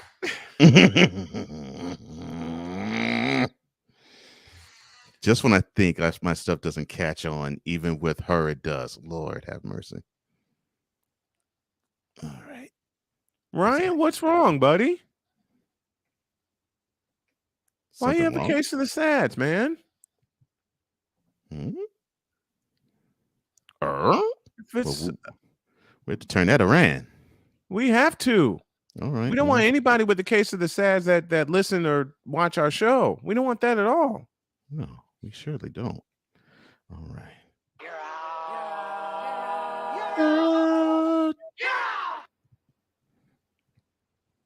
And we're gonna make sure that you all don't have the case of sads today. Oh, you can tiger uppercut. That's right. Hit him. Hit him. You can't have a case of the sads. I'm sorry. Yeah, oh, okay. Okay. Is well. We got our answer. Oh, the fake spike game. Yeah, because of course the game against the Jets. Yeah. I just made reference to where I got the clip from, Ryan. That's it. Oh, okay. Heck, I'm just have to say it. All right. I think we're almost ready. Gotta do a couple Remember that? uploads. Oh yes, heard that sound many a time.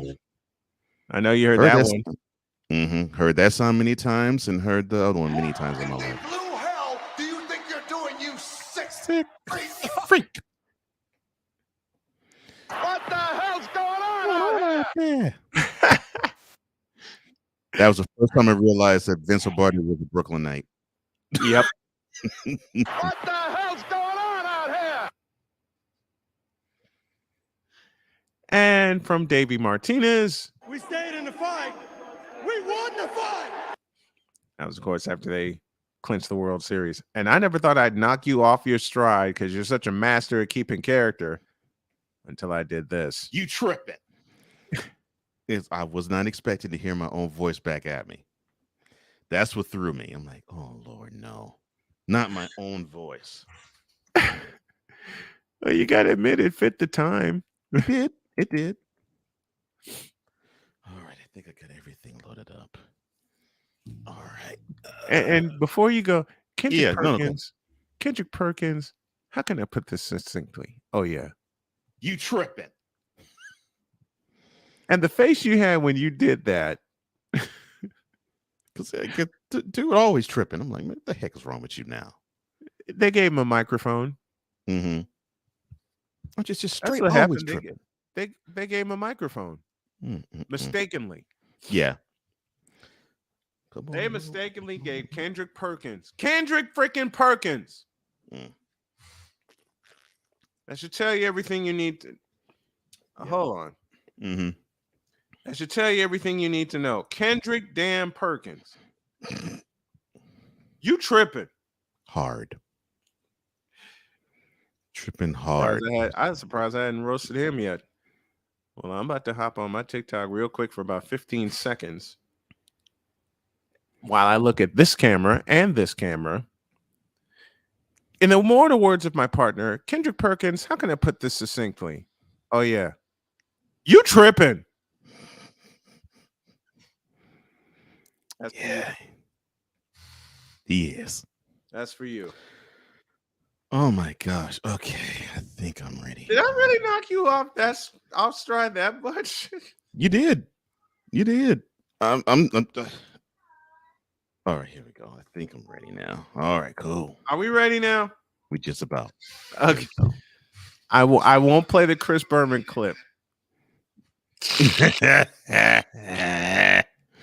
Wait, now I'm gonna have the sads were as a Jets fan, Snow Crew. I'm actually quite happy this one. Okay, good. All right, don't scare me like that again, McCoffee. Yeah, please don't. Please don't.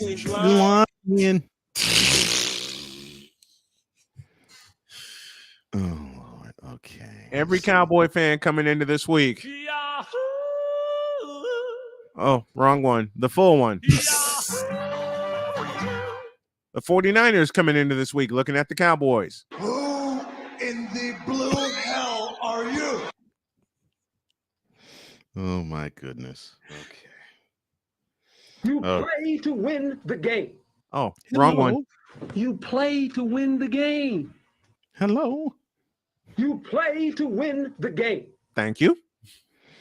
Oh my. All right. I think we're ready and set to go. Are you sure we're ready this time? Yes, we're ready now. We're ready now. All right. Hold on a second. See, I foolishly got TikTok from my desktop. And now I can cut videos and really have fun with it. Okay.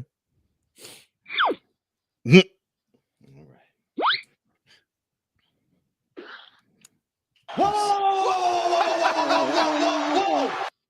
What in the blue hell do you think you're doing, you sick freak?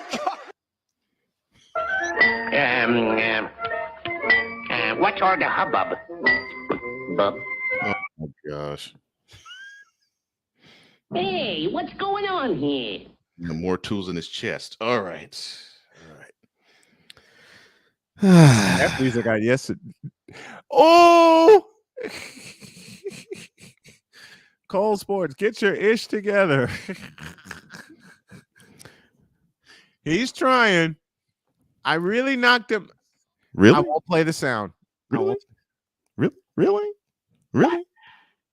Really, Wise? Really?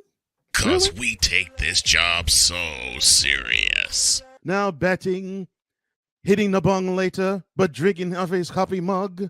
Number 420, Wise El Jefe. Number 420.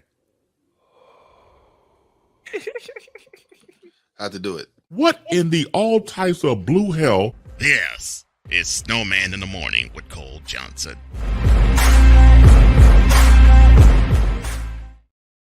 Good. Now I know I'm ready. Here we go. All right. I'll do the proper introduction.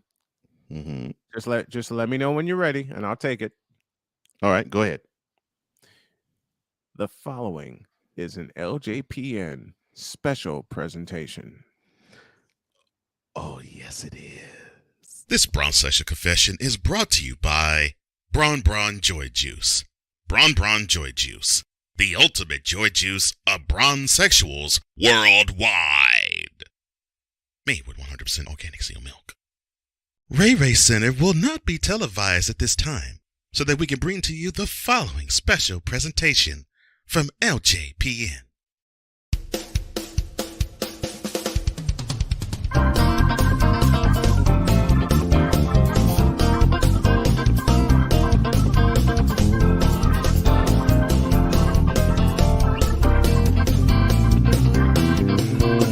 Fasten your seatbelts, brothers and sisters.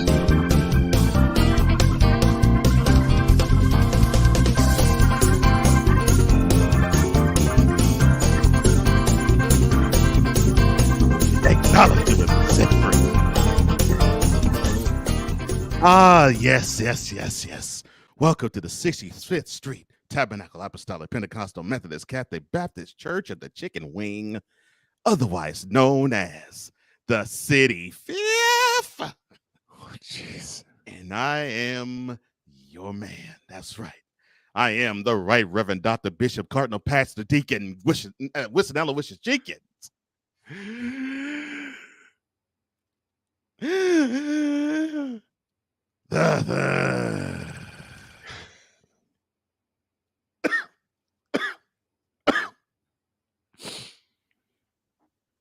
And I'm so glad that you were here. Welcome to the City Fifth. I'm so glad that you're here.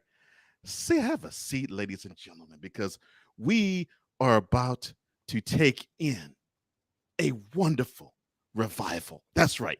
We are celebrating the fact that our King, as you see behind me in the stained glass windows, he has surpassed 38,000 points in his quest to become the all-time scoring leader. Isn't it a great time? It is a great time to be alive. Before I begin, Ray, I received the Hooked on Phonics we sent you, sir. Unfortunately, your brain is as if you are a CTE member. It is getting worse and worse by the day as your language, and we care about you speaking proper English. I mean, we do. We don't want to have people keeping on always saying to you every time you speak, English, do you speak it? We care about you, sir. That's why we sent the Hooked on Phonics in your direction. And how dare you send the gift, the gift that's supposed to keep on giving back to us? Ah, shame, my brother, shame. But that's all right. That's all right, because we're gonna have a good time. Oh, geez. I said we're gonna have a good time, and before we get into today's sermon, we shall return in just a quick moment.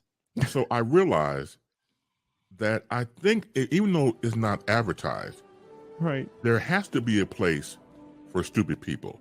We don't know because we're not stupid, so we don't know anything about it. It's like a secret club society. Oh my gosh. So I come to the conclusion that he graduated from SU, stupid university. Yeah, get all the stupid ass letters that go along with graduating high honors of being stupid. I can't do no more, man. Vámonos, dominos, vámonos. Stupid university, where everyone graduates magna cum stupid. Welcome back to the City Fifth. And before I begin, Usher, water, please. That's what I'm talking about. Thank you, brother. That ain't water. That's vodka.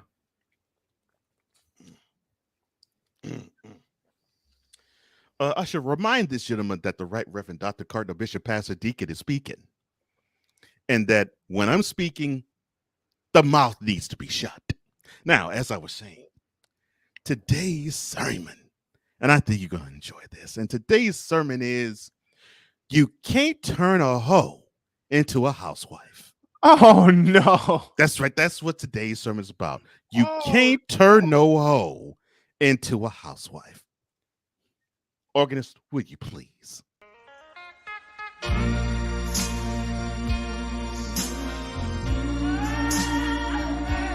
want you to wave your hands in the air.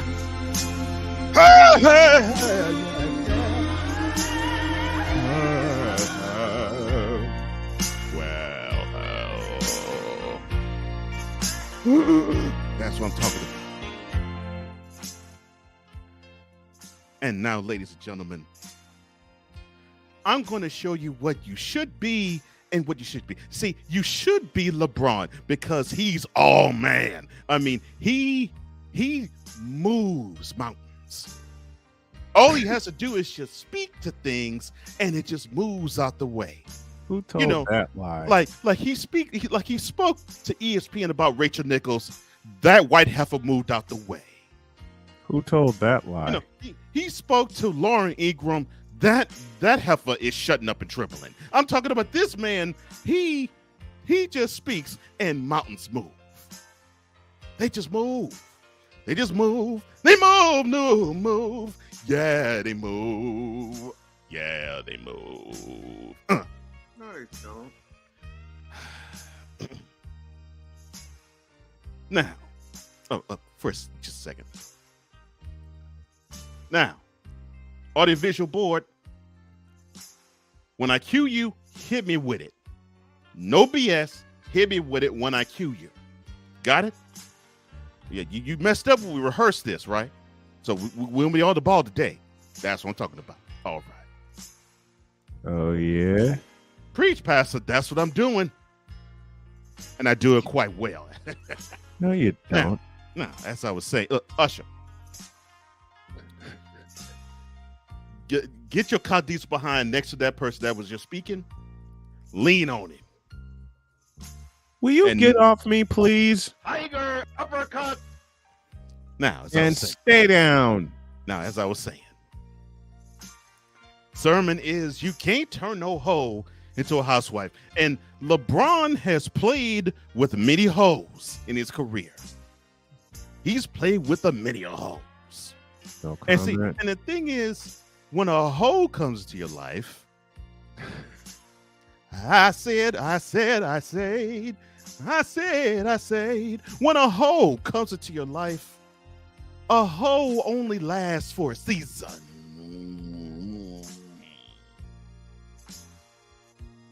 Oh, you want me to rewind that?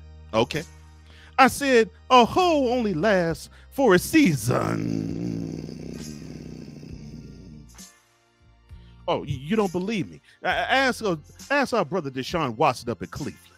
Because when he was in Houston, he had about 30 hoes, and they all are gone. Although they want to last for a lifetime because they reach into that brother's pockets. You know what I'm saying? He's passing. That's what I'm telling you. I'm telling you. But back to LeBron. See, LeBron, he played with many hoes. One hoe, for instance, Booby Gibson.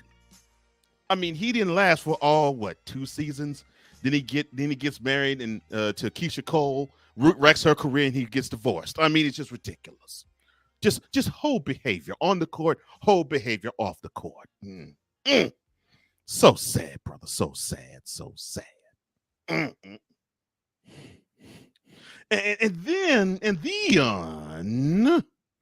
there's Antoine Jameson. That's another hoe. He was good in North Carolina.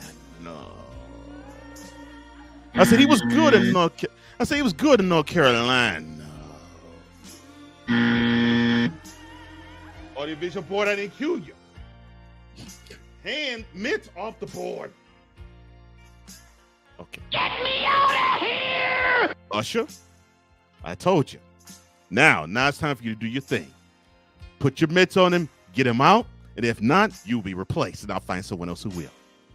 Will you take your hands off of me? Oh, somebody got his head knocked off! Stupid fool. All right, now, as I was saying. See, he played with more hoes. More hoes. He played with more hoes. He went to Miami, and then he became a hoe. I mean, he went to Miami, and he had to find out what a man was really about. You had it right the first time. He had, Shane Battier. Ho. All he could do was play defense. And then you had Mark Miller, a shooting hoe. And then you had the biggest hoe in Miami in Chris Bosh. The biggest hoe in Chris Bosh.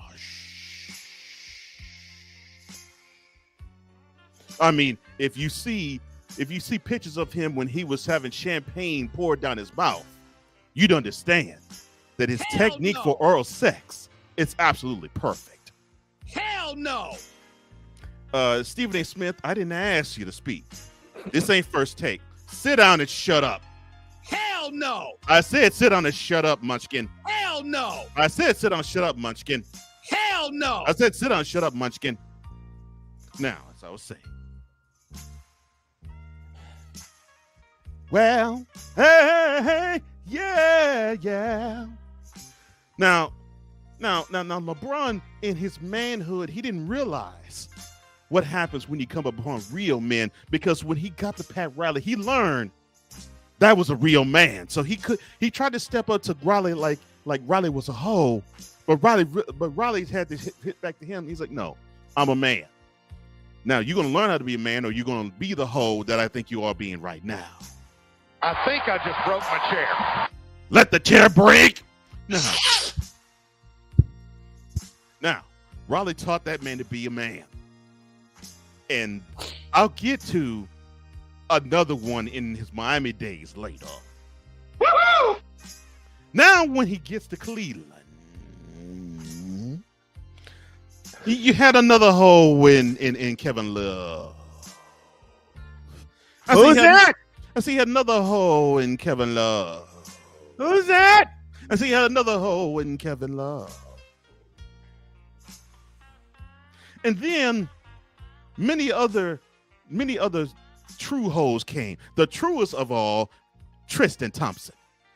I mean, that dude unzipped his pants and he walked with the member and the joystick swinging for every hole to hit. That dude could slip his joystick into a sidewalk crack and he would get off. That dude's a hoe amongst all hoes. Even the hoes in the Kardashian family couldn't contain that hoe. You know I'm preaching good. That's right. You know I am. And then he had to get to the intellectual black power hoe in Kyrie Irving. You know him. He thought he was a man. He learned he was a hoe, because after he got his way out of Cleveland, he went to Boston. He got hoed out there. He went to New Jersey. I mean Brooklyn. He got hoed out there. And now he knows that he ain't a man.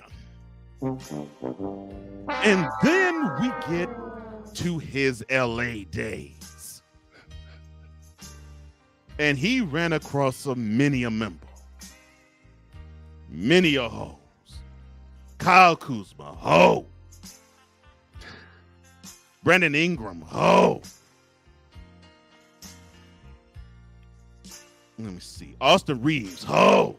You can hit me the buzz all you want. I'm telling the truth. And then we get to the wheelchair hoe in Anthony Davis. We get to the wheelchair hoe in Anthony Davis.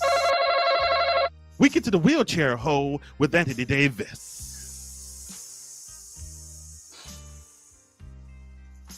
I would say housewife with him, but he's not, because he's more married to a wheelchair than he is the basketball court or LeBron. So he's a wheelchair hoe.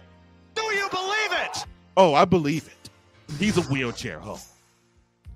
But LeBron, he ran into 2 housewives in his whole basketball career. And no, I'm not talking about Savannah. Does anybody else feel like a fried egg? Savannah does, but we ain't talking about her. Now, 2 wives he's had in his career. 2 wives. The first one, well, the second one chronologically. But see, this is the divorce house. We're talking about the housewives. So you got the hoes that come it just comes every now and then you have the housewives. Well, I'll talk about the first one. You have the wife that's like Wendy Williams to that clown that cheated on her for year upon year after year, bought a house with the hoe, and she divorced him. You know, the one that tries to stick by and wants to just simply sop all the money out of him. See, that's Dwayne Wade. See, Dwayne Wade, he is that steady housewife that you can see wearing that gold lame suit. He is housewife material.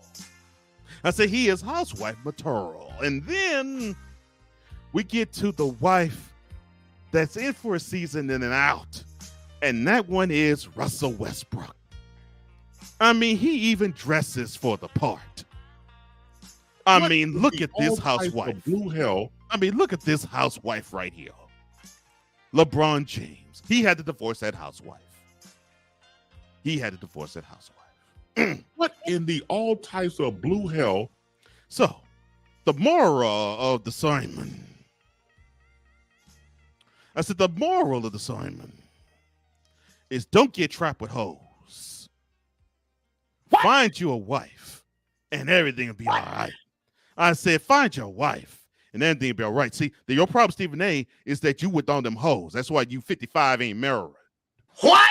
I said that's why you 55 you ain't married. What? I said that you 55 that's why you ain't married. What? Actually, you 55 you act like a hoe and you ain't married. What? I said you 55 you act like a hoe and you ain't married. What? I said you 55 you act like a hoe and you ain't married.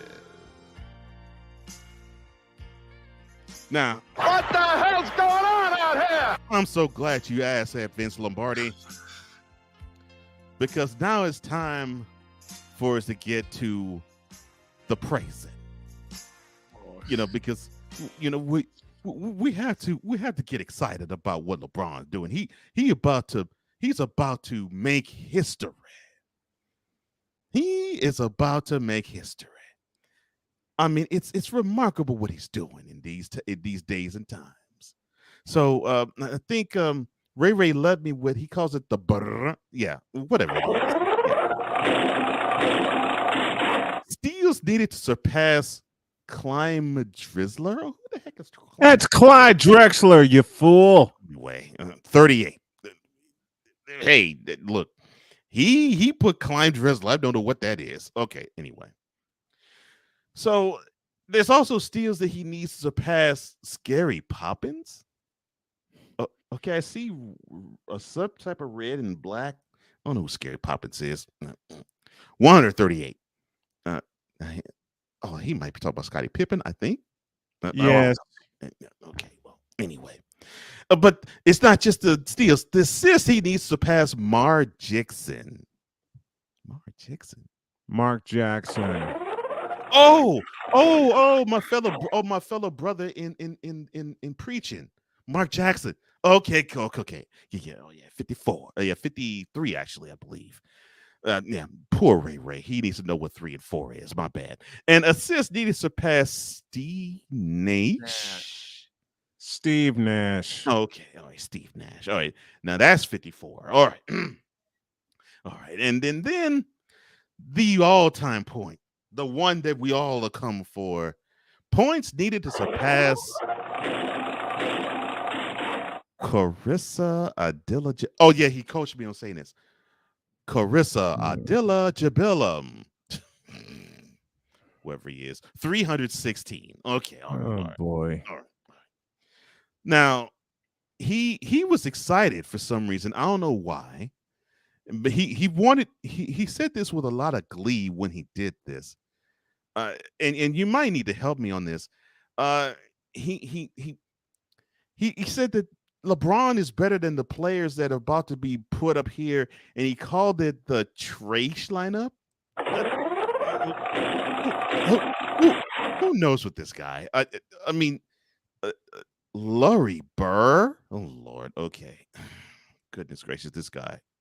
That's Larry Bird. Lord have mercy. And then Bill Russell. Well, is this a Rastafarian he's talking about? That's Bill Russell. Okay. All right.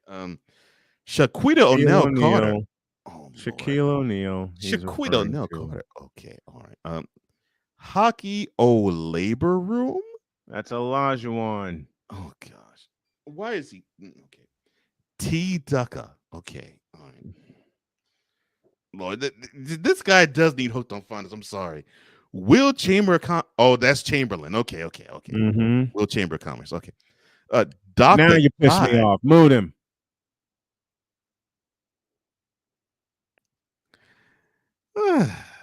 Toby Jordan clone.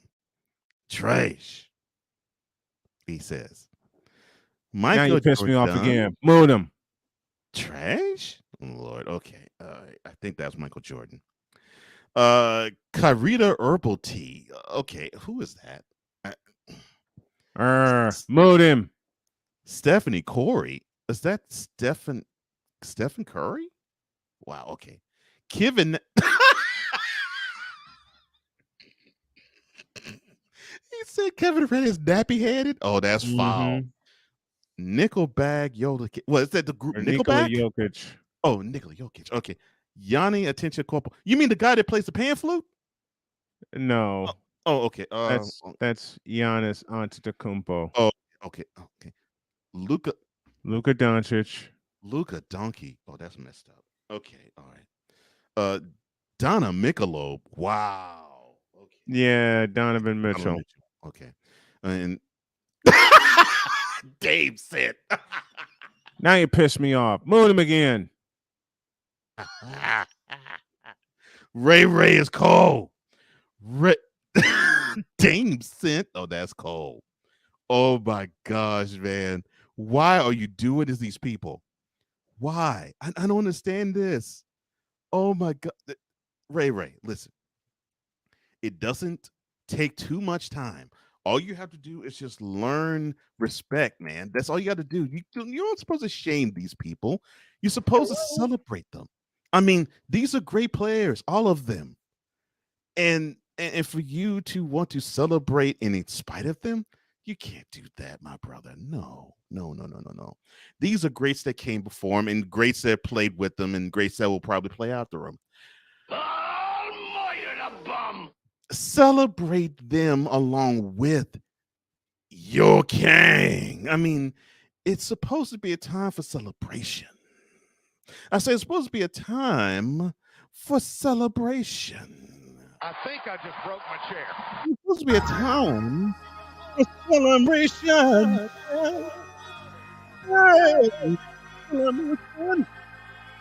Hey. Now we're about to have LeBron James break that mark by a guy that Ray calls Carissa Dilla.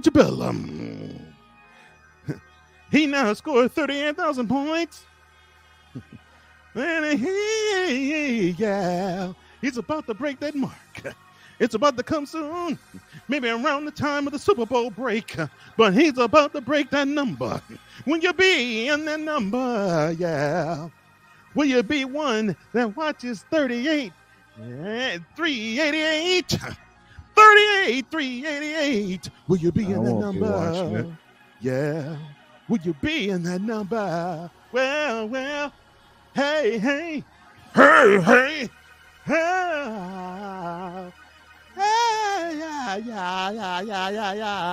Yeah.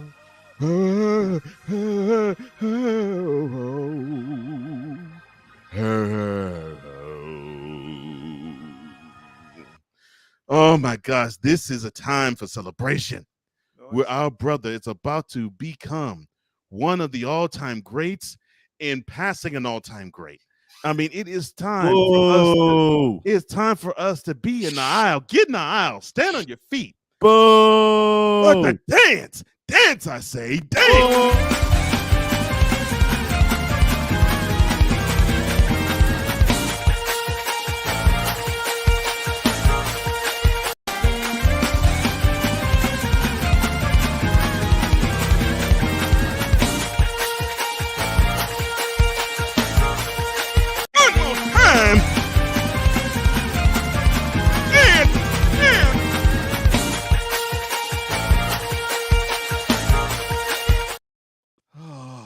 Boo! LeBron James sucks.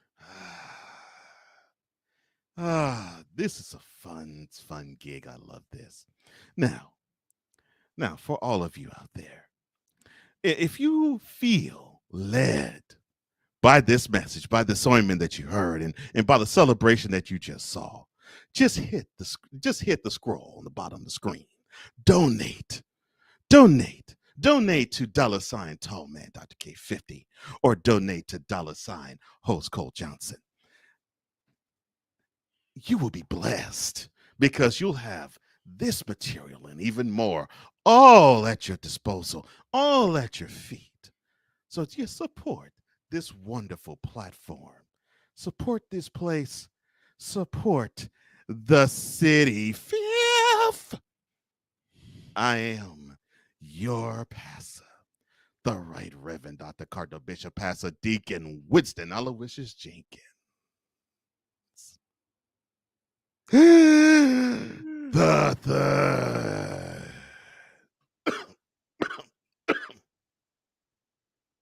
Telling you straight up, if you have a hole in your life, you will catch nothing but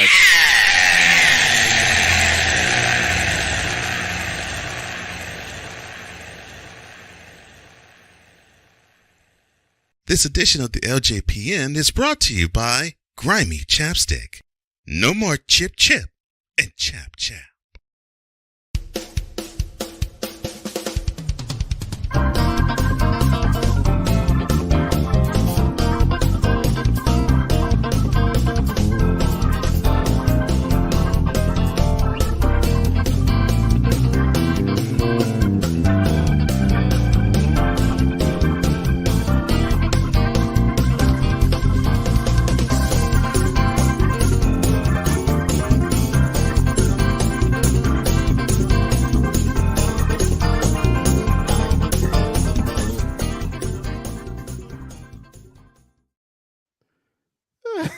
You are an idiot, and I love you.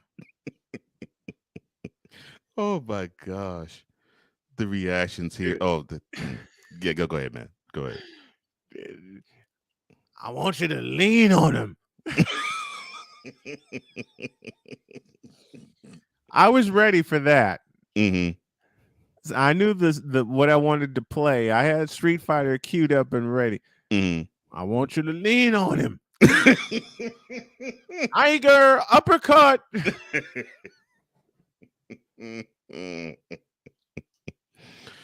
Oh my goodness. Oh gosh. The best, though, good Lord. You all are fools out there too. Oh my gosh. No cussing in the church, pastor. The pastor didn't curse. He's got a chicken wang kerchief. He's getting the vapors. I love you. Then LeBron is the main hoe, which unfortunately that is the point. And then Wise gets in on the fun. Preach, brother. Let me explain this one. We got a friend named Derek Williams. We called him the captain. Mm-hmm. He was doing a football game, one of his first forays into doing play-by-play, high school football game, and someone laid a hard lick on the ball carrier. Yeah. And the next thing, you heard from Derek was, Oh, somebody got his head knocked off. so I took it and I cut it, and it's been in the sound base ever since. Oh no. And Victor poses a question. So what would that make Molly?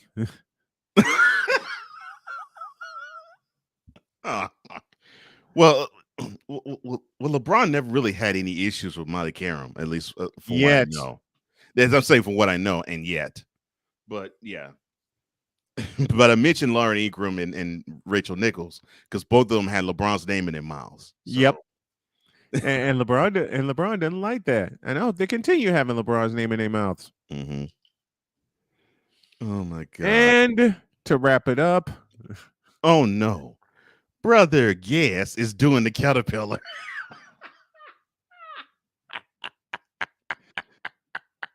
Oh Lord. Caterpillar. So what? Oh, he's talking about. Talking about Stephen A. A bigger hoe. Oh. Well, yeah. Oh my gosh. Googly moogly. I couldn't even get to half the sounds I wanted to because I was laughing. I could tell you. I didn't know. I knew I was going to do LJPN. Yeah. I mean, I was going to do LJPN. I knew I was going to do City Fifth. Yeah. I didn't know exactly what I was going to do. And 1 minute before we started this show, I was like, "Oh, I got the sermon." Yeah, this all started when you came up with when you said, "I have the pastor's name" to Victor. Mm-hmm. Some months back, mm-hmm. before the first episode of said City Fifth. Mm-hmm. Oh Lord. See, Victor, this is your fault. He named the church. Victor named the church. Cole came up with the pastor's name. I said this was a special presentation before the first one, and off to the races we went. Mm-hmm. Oh god, so Stephen A. be messing with hoes. What did that make Molly? The drug the drug that bears her name? I don't know.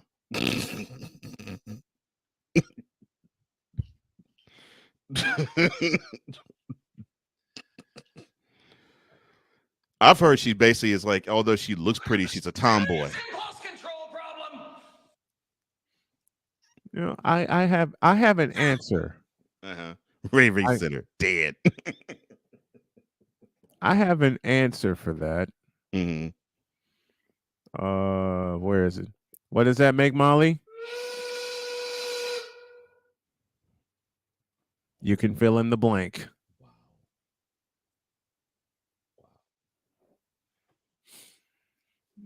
Wow. You can fill in the blank. Wow. Oh God. This sermon is brought to you by Burn Leg Orthopedics. No tripping and darn sure no slipping. Lord. Goodness gracious. Have a great day. God bless. Remember to make your next move your best move. And always remember, if your dreams don't scare you, you'll wind up in the City Fifth. Mm-hmm. Oh, no. If your dreams don't scare you, they're not big enough. Dream big, do bigger. I'm going back to bed to sleep off this laughing stupor that's going to overtake me. And before I go, just to be sure you remember...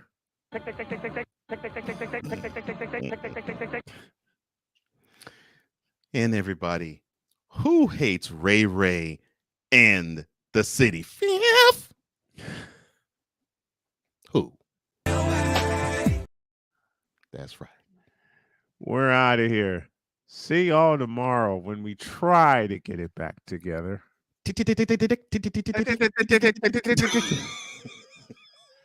You know